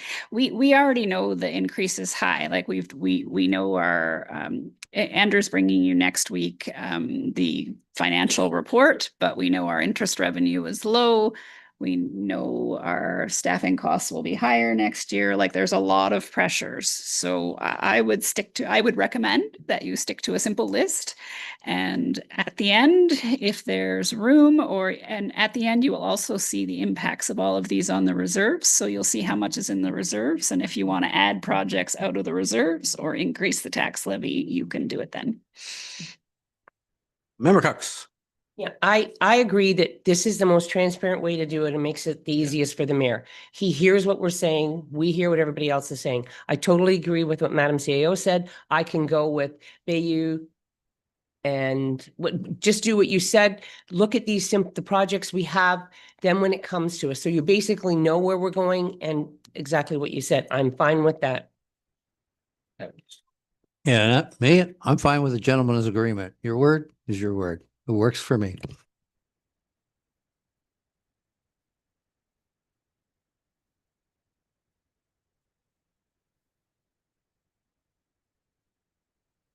So just Are we to set? confirm then to show, and it will show in the minutes. So the confirmed projects coming out of this will be Bayou Road reconstruction, the Bayou Road New Brayley Line overpass resurfacing, the Narrows Road slurry seal carry forward from 2025, and South Sparrow Lake Road.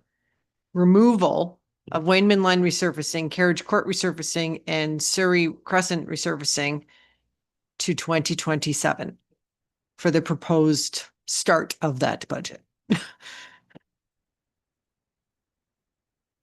Member Taylor. Yeah, just the carry forward ones, how is that addressed?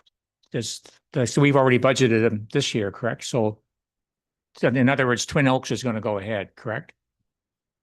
So through the chair, yeah. So through the chair, things that are carried forward are simply we have a commitment or we've done some work and the remaining portions are due next year, let's say, or will be completed next year. It all comes from reserve. So to be fair, it's not like, I don't know how to explain this, but you'll see it on the end of the budget on the impact by reserves, but the reserve impact could have happened in 25. So it's not like a new impact.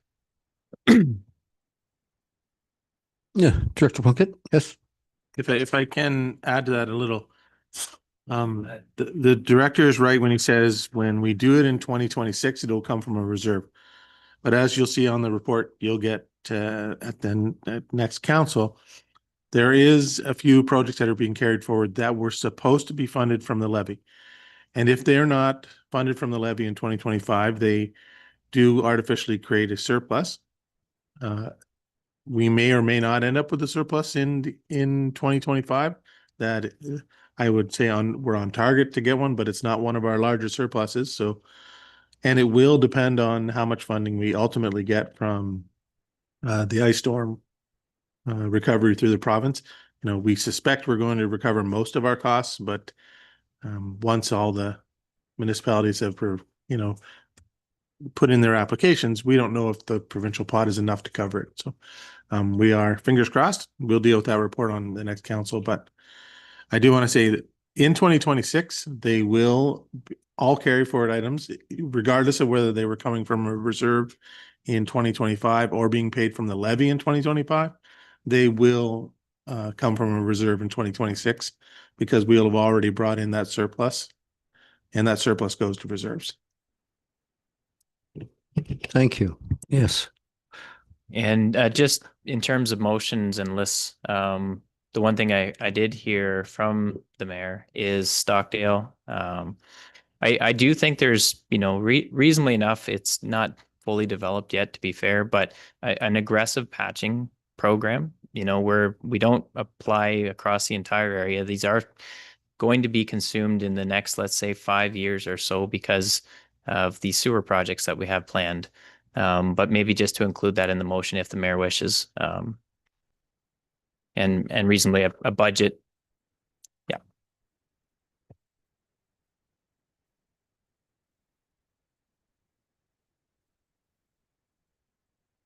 Yeah, Member Cox. Okay, but when you're putting in South Sparrow Lake Road, should we take out the multi-use path? Okay, just because people are going to think that they're going to have a little sidewalk or something. And as far as Stockdale goes, I think we need to say what we're doing. It's not reconstruction. It's, I don't know how you say it, patching nicely, but rehab. I used to use the word holding strategy. I like that. Thank you very much.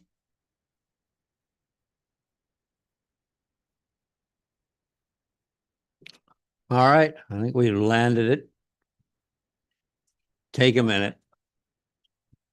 We're gonna have to take a break after this. Yeah, why don't we do it right now?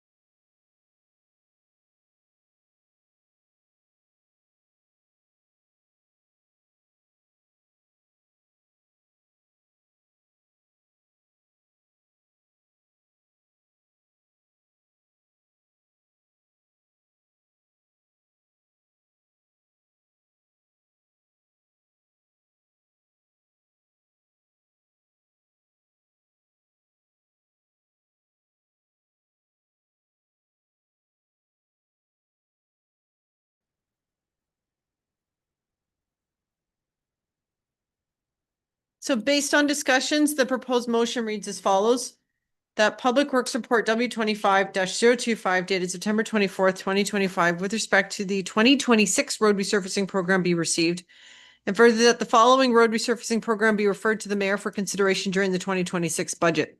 Bayou Road reconstruction, Bayou Road New Brayley Line overpass resurfacing, Narrows Road slurry seal, South Sparrow Lake Road, Stockdale Road New Brayley Line to Brennan Line holding strategy. And that the following be brought forward to the 2026 preliminary budget. Wayneman Line resurfacing, Division Road to Marchmont Road, Carriage Court resurfacing, and Surrey Crescent resurfacing. We have a mover? Madam Clerk, do we need to, through the chair, put South Sparrow Lake Road from Cambrian to Highway 11? Do we need to put that? We already know that. Okay, thank you. Mover? Moved by Member Burkett, seconded by Member Cox. All in favor? And passes.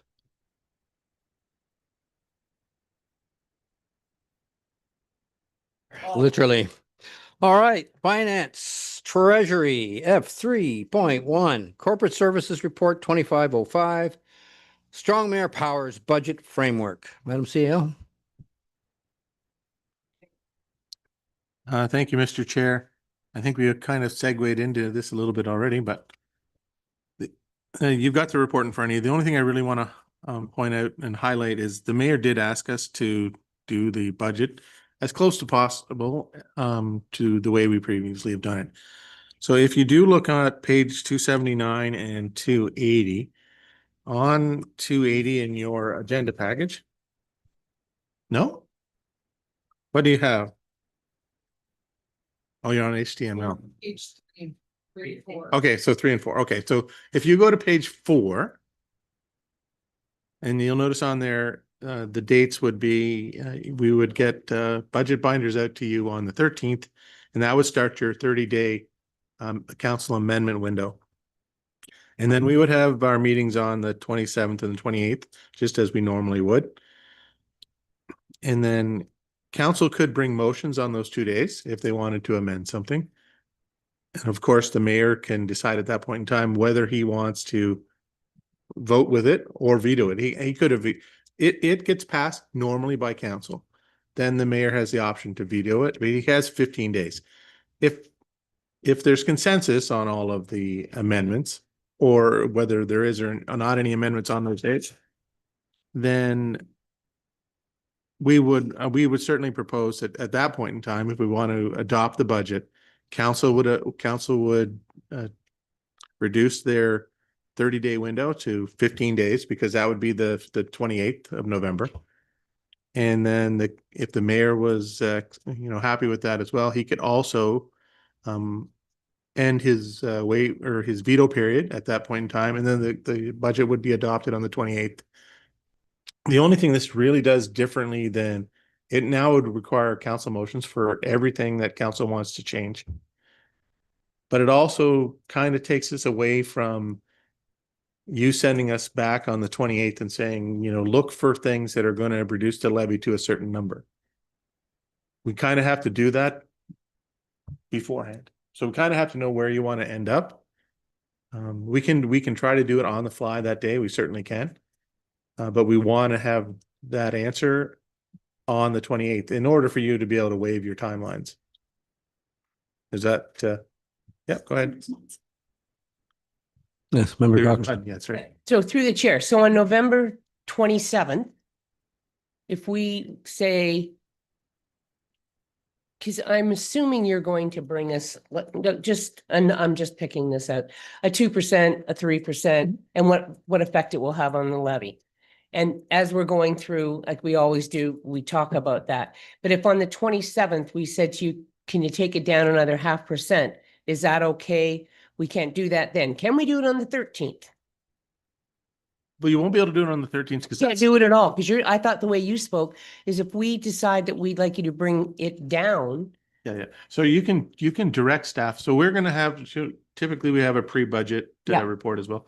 So you'll get that report this year, and that's probably the best time for council as a group to say, this is the percentage we want to come in at. Okay, thank you.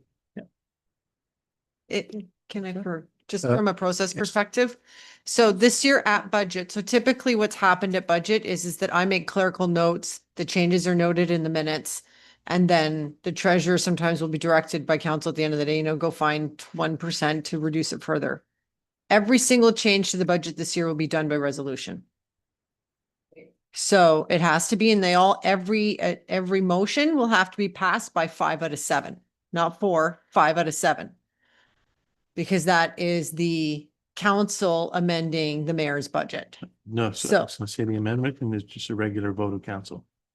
It's it's override of the veto that is 5 of 7. Okay. So Just to help a little bit, what we probably can do.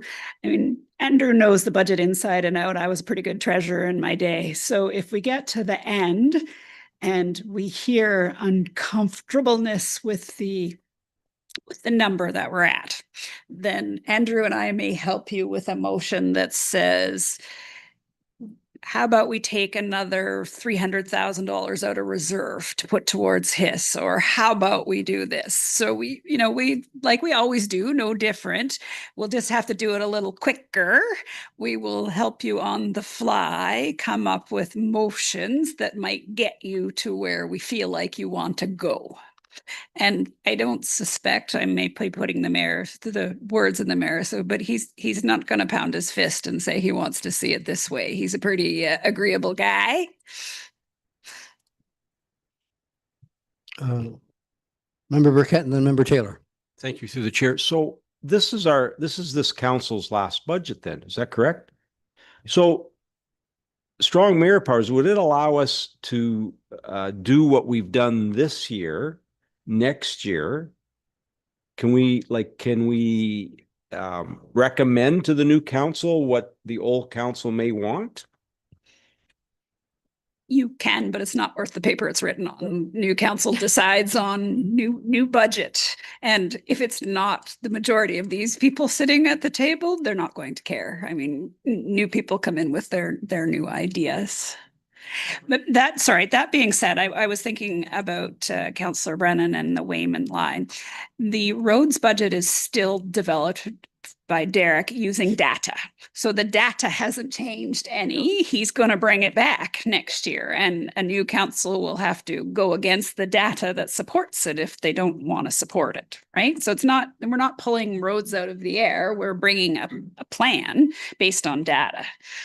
But supplementary, if I may, like at the county, we recommend to the new council during budget, right? So we do 4 and we recommend, and usually they always went with whatever the previous council. It would be no different than when Derek brought this forward for us to consider. I know that it's not worth the paper. We may have a new council, but a new council may not understand, the ramifications. Like if we suggest, we recommend, you would hope they would look at it.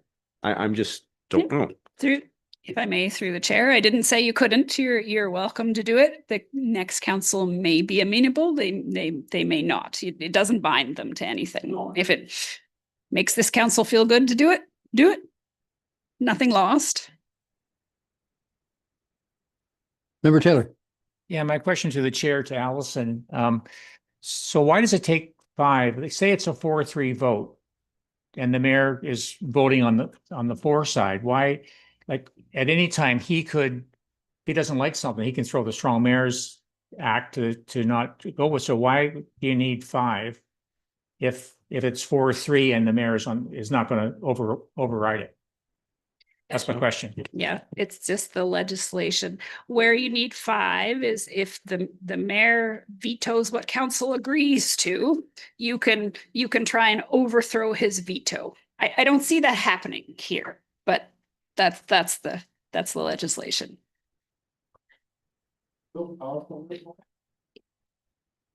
Do we have further questions? if I can, Mr. Chair, though, I know I gave you the timeline of what we normally would do, and that's, if you can go back to your page 3 of that same document, that gives you the timeline as if none of the timeframes were waived. So it would show you would get your budget on the 13th of November. You would meet on the 27th and 28th, And then council would have up to the 10th of December to do council resolutions for amendments to the budget. After that, the mayor would have, oh, sorry, let me make sure I get that right. Sorry, we have that, I was going to say the December 10th is the date of our regular meeting. December 13th would be the deadline for council to propose amendments. And then the mayor would have, yeah, the mayor has, at that point in time, the mayor has 10 days to veto, right? And then if the mayor was to veto it, council can override the veto. That's where your 5 of 7, where majority, or super majority comes in. And then once that, it would be adopted, ultimately adopted on January the 8th, once all the timeframes were exhausted. Excellent. Yeah, Member Cox. Okay, But that is not what we're proposing. that's what it is. But if we do it the way probably it will happen, because the whole idea of us doing this budget in November is to get this out so that the RFPs can go out. We don't want to be fooling around till January because everybody else will be doing it. And if they have strong mayors, they could be there till February And that's or March. We want to get in there early. Absolutely. Thank you. And that's why we would propose the waiver of the timeframes on the 27th or the 28th, and then the budget being adopted on that day. You'll help us. Member Taylor.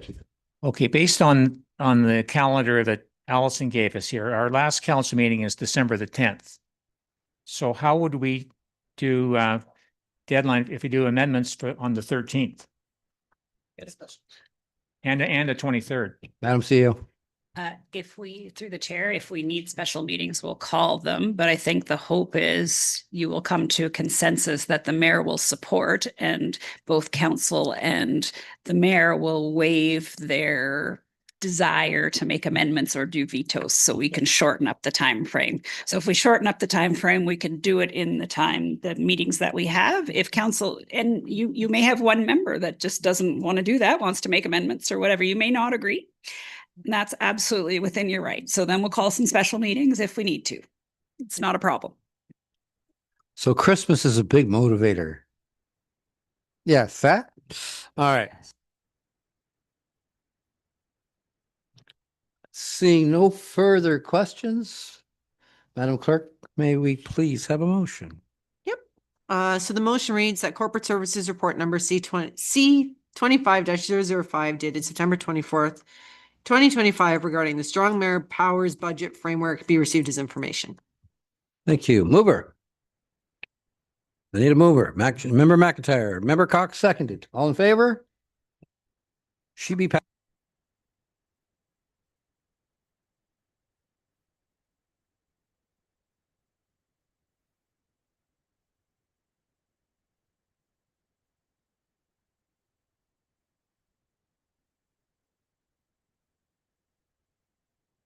It's all yours.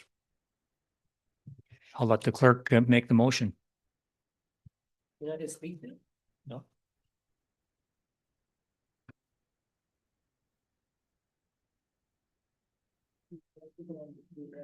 Oh. Sorry. Oh. Sorry, you have to, never mind. I wanted to say something, but you have to vote to reconsider first, so. So the motion for reconsideration reads that the reduction of the speed limit on Balkwood line to 60 kilometers an hour be reconsidered. Yes. Moved by. All right. Second by. All right. I don't know. I have some questions here. So before If I can, from a process perspective, so you can't debate, the motion. upping or lowering or maintaining of the 60 kilometers an hour until you actually vote to consider a reconsideration. Oh, I see what you're saying. Okay. This fair is the enough. process motion. Right. Motion is by Member Taylor, seconded. Member Burkett, all in favor?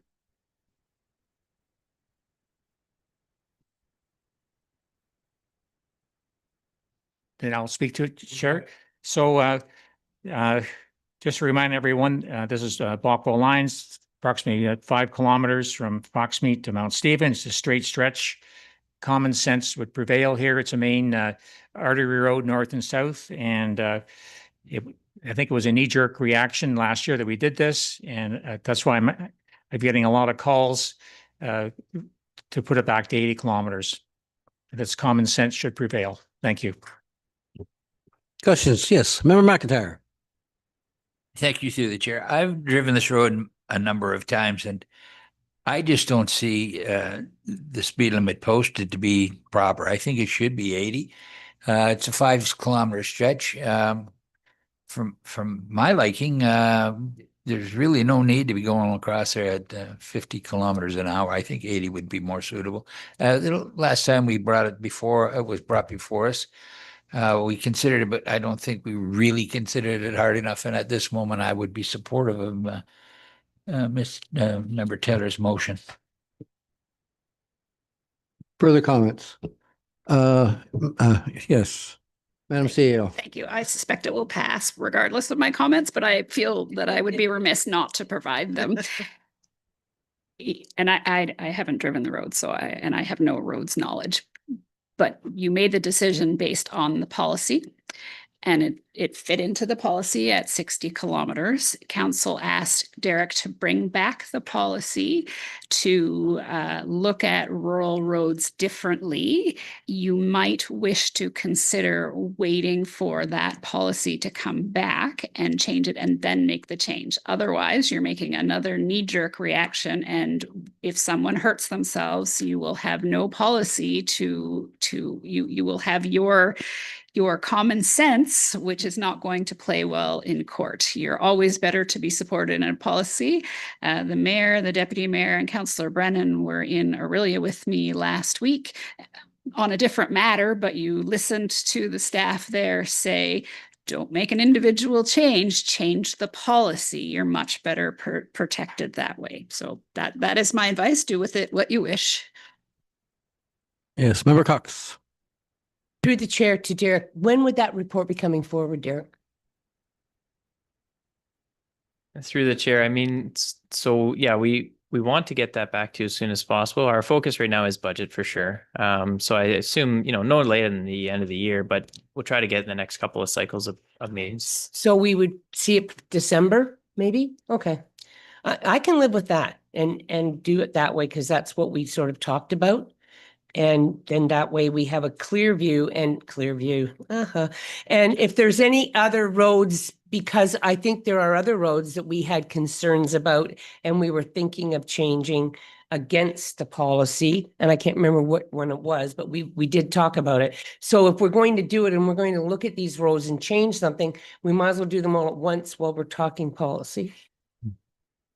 Yeah, and just because it's just directly linked to that, I get a little concerned here that the data, the information that we've used is good in one place and not good in another. That makes me really nervous. If we're making information-based decisions, then we're making information-based decisions. To me, as you know, I brought up the section from Birchcliff, and I'm fully aware we are getting a number of comments, and they're not against ASE. These are people worried about their 16-year-old and their driver's license coming out of those, there's the two subdivisions that there. So oddly enough, we're getting people asking us to extend what's on Burnside up to Birchcliff, and so, yeah, the one-off stuff is a bit of a concern. I mean, it starts, right? I mean, I don't object to Councillor Taylor's suggestion at all. It's just that, are we going to keep doing this? And, and then the other question is, and I have not, I usually have heard the news, but I understand there's been some provincial level announcement that could have some influence on the timing of a decision we make. I don't know. I didn't hear it. Member Taylor. Yeah, just in summary, I appreciate the CAO's comments. They haven't changed from a couple of weeks ago, but I think we are going to get a report from Mr. Burke down the road. But in the meantime, this is a subject at hand. It's an easy switch. It was 80 kilometers for 50 years, and let's get it back. And that's it.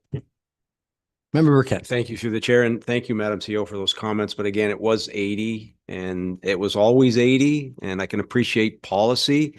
Unfortunately, it isn't here. I don't think I want to wait. Let's just do it. It was 80, originally 80. Let's take it back to where it was.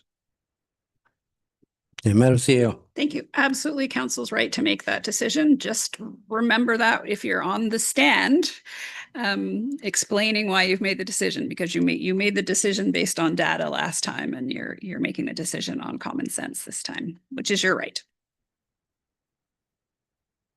Member McIntyre. Thank you, through the chair. I agree with Member Burkett and Member Taylor. One size doesn't fit all the time. I think we should just consider the motion and perhaps vote on it. Oh, yes. Director Burke. Thank you. Sorry. Yeah, so I think I might make a recommendation then for the motion, if that's possible. So under the Highway Traffic Act, and just a simply unposted speed limit infers 80. I think it's useful to do that in this bylaw, like just simply remove the line, I think is what we prepared from the bylaw, because if you post it at 80, you've made a conscious decision to agree to 80 via design. Unposting it does not have that same effect. And so, what we would do after this motion and bylaw has been changed is simply pull all the signage out. There'd be no signage. That might be the best, because it would be very similar to the approach that was taken, like you said, for 50 years in the rural setting. And that's why the Highway Traffic Act is written like that. You got these big, long stretches in the province of rural roadways that have very little traffic on them. And the standard to sign them is like every 600 meters. I think Mayor Mike would notice there's a lot of signs out there. Well, that's to comply with the regulations. If you have it unposted, there's no signage. Member Cox. I think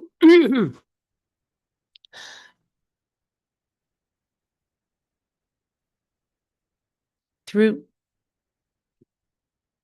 the chair to Derek, I was just waiting. Through the chair to Derek, I agree, because unposted, we already have a lot of unposted, and when they're unposted, there's an assumption of, so I can go with that one. Thank you very much for that. Well, Derek. Looks like a possible solution here.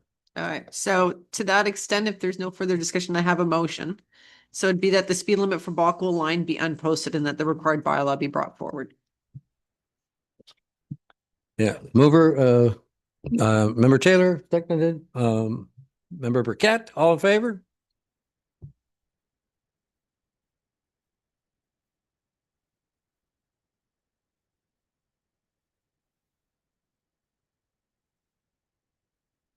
This is your fault, Deputy. So, Okay, I'm ready. Township of Clearview. I would like us to support this, please. 7 mayors in Simcoe County brought it forward. Auto manufacturing is big in this area. It shouldn't just be, anyway, could we just approve, please? Thank you. So this is to have hybrids included in the classification. All right. Any questions? Seeing none. Could we have a motion, please? Certainly, the motion reads that the Council for the Township of Severn supports the resolution from the Township of Clearview regarding the inclusion of non-plug-in vehicles in Canada ZEV mandate. Moved by Member Cox, seconded by Member McIntyre. All in favor? Oh, yes. It's in. Now, if you can handle the next one the same speed, we're going to be so happy.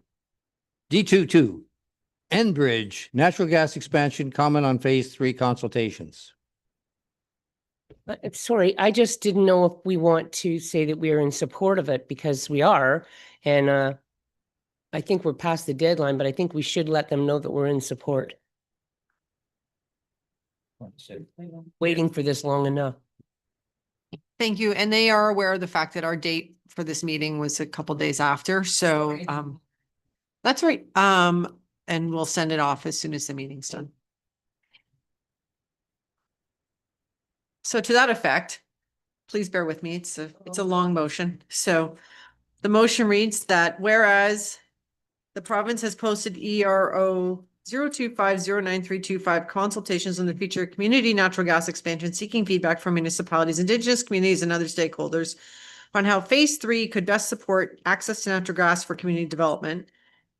And whereas expanding access to natural gas is identified as a tool to support affordability and economic growth in Ontario communities, with phases 1 and 2 estimated to enable connections to approximately 17,000 buildings across 59 communities and 16 projects completed to date. And whereas the Township of Severn is working towards its housing and employment land goals that contribute to Ontario's broader objective to build at least 1.5 million homes by 2031, and recognize that timely servicing solutions, including natural gas where appropriate, can help enable these targets. And whereas Ontario's energy future relies on a balance of affordability, reliability, and sustainability by leveraging a mix of energy solutions, including natural gas, electricity, and emerging energy technologies, to meet growing community needs. And whereas natural gas continues to play a critical role in supporting energy affordability, economic competitiveness, and enabling housing and employment growth across the province. Now, therefore, be it resolved that the Council of the Township of Severn supports the Ministry's consultations on the future of community natural gas expansion, NGEP Phase 3, and endorses access to natural gas as an option to other energy solutions to advance the Township of Severn's housing, employment, lands, and economic development objectives. 2, direct staff to submit comments to ERO 025093 reflecting the Township of Severn's priorities, including priority application types, alignment with the official plan and secondary plan, sites and corridors where gas access would enable development, and practical barriers such as timing, permitting, costs, and land access. And that the copy of this resolution be forwarded to the Honorable Jill Dunlop, MPP, the Minister of Energy and Mines, the Ontario Energy Board, AMO, and neighboring municipalities. Unbelievable. Anybody have a, no, I have a comment. We did it sometime in the past, express as a council some objection to the broad connection system put in place for natural gas in Ontario. And frankly, there is so much nonsense in that declaration. I may be a dissenting voter. There is no way that I'd buy all of that resolution, and I would not be able to support that. But anyway, having said that, any other discussion? We have a mover and in Member Cox, seconder, and Member Taylor, all in favor? And that motion passes.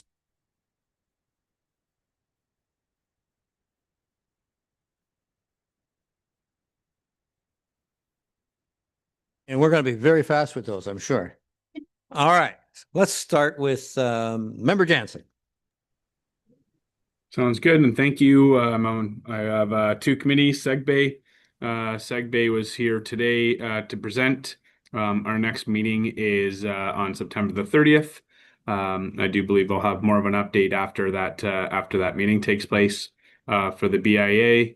As you may be aware, on September the 30th as well, we're holding our annual general meeting. We did meet last night just to make sure that we were prepared for that meeting. I do expect that it will be informative. I know that an invite has been sent out to my fellow members of council, and for members in the business community in Coldwater, you are invited to take part September the 30th at 6 p.m. at Forge, which is in the Coldwater Mill. Thank you very much. Member McIntyre. I have nothing to report. Thank you. Thank you. Member Cox. Library board, our library board signed an agreement with the, I think I already told you that. No, I didn't.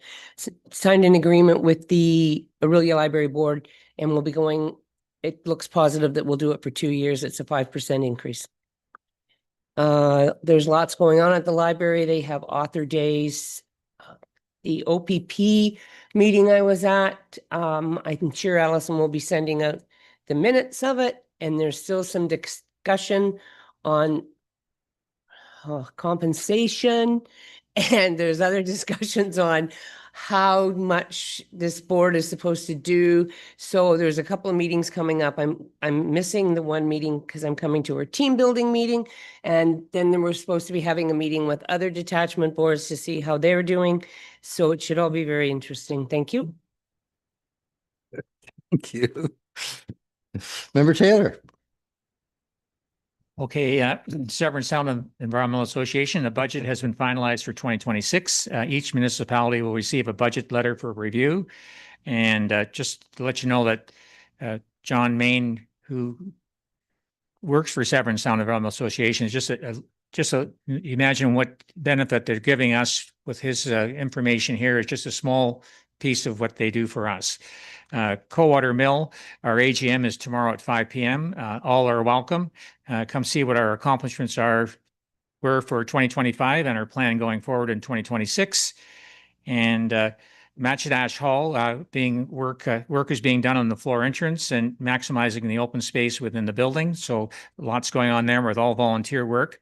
And I'm just putting a little plug in. The Coldwater Library is hosting a former colleague of ours from high school, Mike McMullen, an author, on October the 5th at 1 p.m. And Member Cox and I went to high school with him, and I went to university with this fellow as well. So it should be entertaining on October the 5th in Coldwater. And you knew him too. A bit younger though. Thank you. Member Burkett. Thank you, through the chair. So I sit on the Ontario Lake Country Committee, and we had a presentation by Chris, but tomorrow night, if anyone can attend from 3:30 to 5:30, they're having their annual AGM at Hardwood Hill Ski and Bike. Minister Dunlop had a mayor's meeting in Midland a couple of weeks ago. And interesting enough, someone mentioned something about recycling, and the county is in charge of recycling, but what's happening as of January the 1st is the province is going to take it over. They've already built new trucks. I have no idea why, because the county has the trucks in the contract to do it, but they were not going to pick up from small businesses, which the county has been lobbying for, and I'm not sure where it stands, if they are or if they're not. Like, businesses are hurting enough as it is today without having the recycling picked up. But interesting, at that meeting of the mayors, that's what I brought up to Minister Dunlop.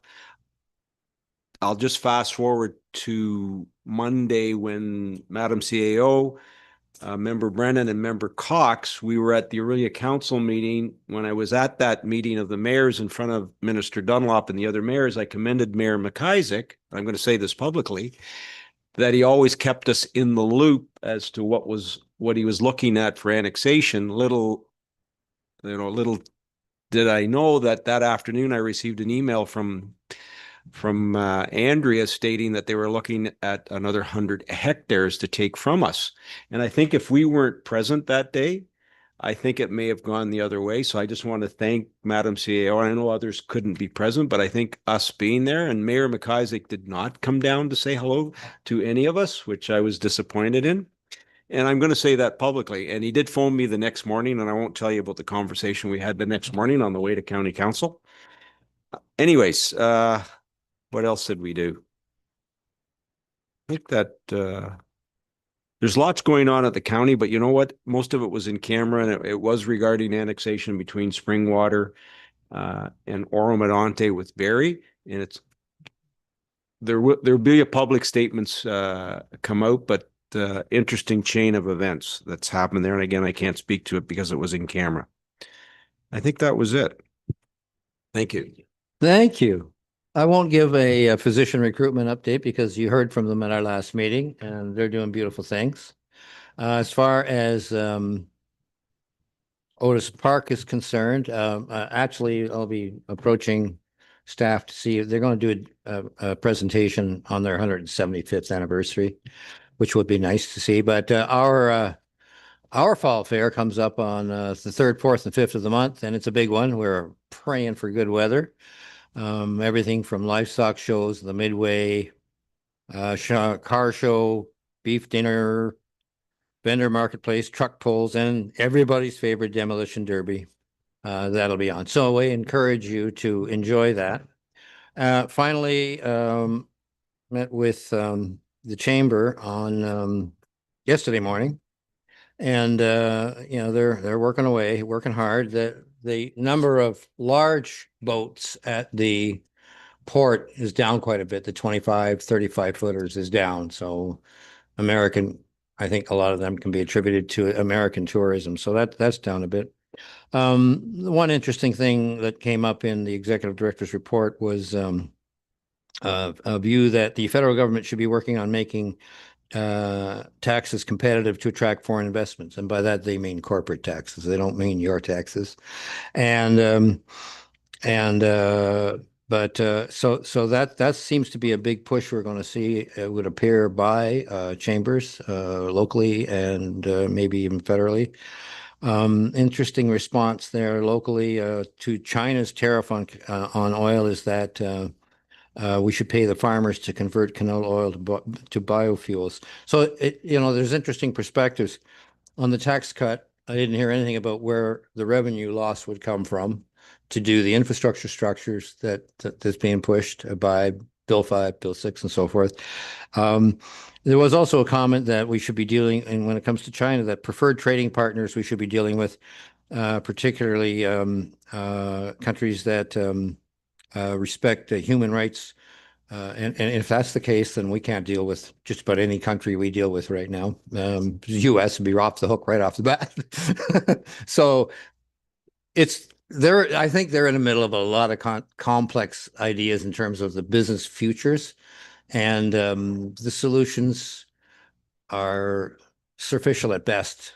I'm not seeing real analysis of how Canada, Ontario moves forward, but I hope we see more of that in the future. So that's all. It's just interesting to listen to these things, and that is my. Sorry, yes, Member Cox. The Cold Waterfall Fair is this weekend, and I welcome everybody to come. The parade will be in the parade. And can I say that the township will have a staff there?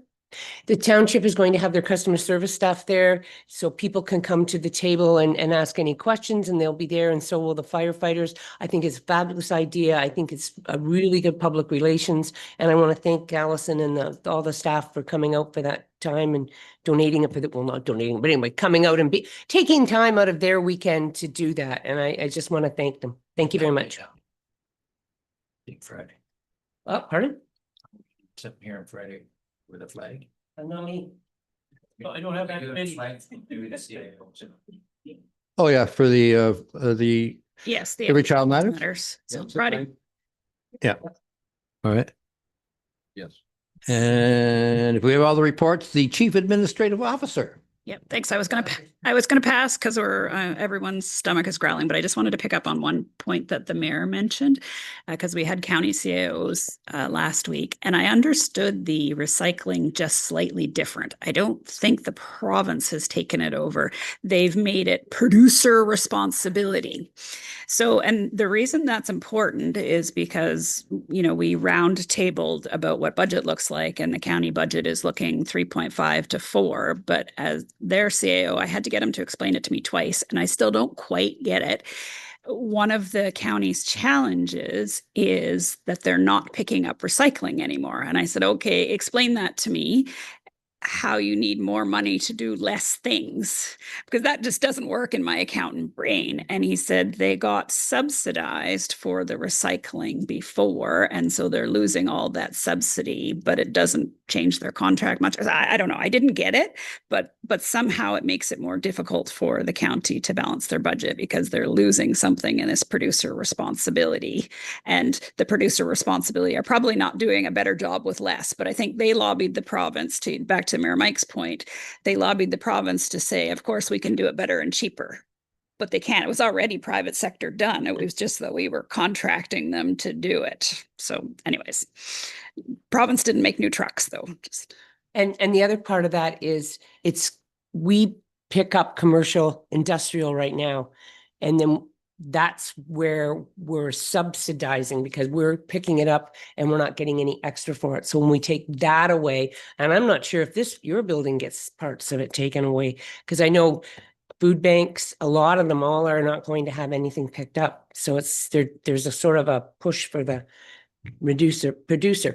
But I think what you mean is the Ontario government said to the producers they have to do it, and they said this is what you're supposed to do, but they're not following through. They're pulling back and saying, even though they are responsible, but they're pulling back and saying, well, we really can't afford to do this and we really can't afford to do that, so let's just squish it so we can afford to do what we want.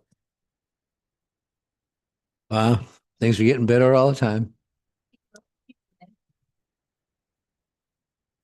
You won't have anywhere to take them the way things are going. Anyway, end of story. We have no. I call for adjournment. Can I please have a motion? Moved by Member Cox, seconded by Member Burkett. Thank you. The session is completed. See you, Dan. Have a good day. See ya. Bye, Dan. Take care, everybody. Tomorrow night.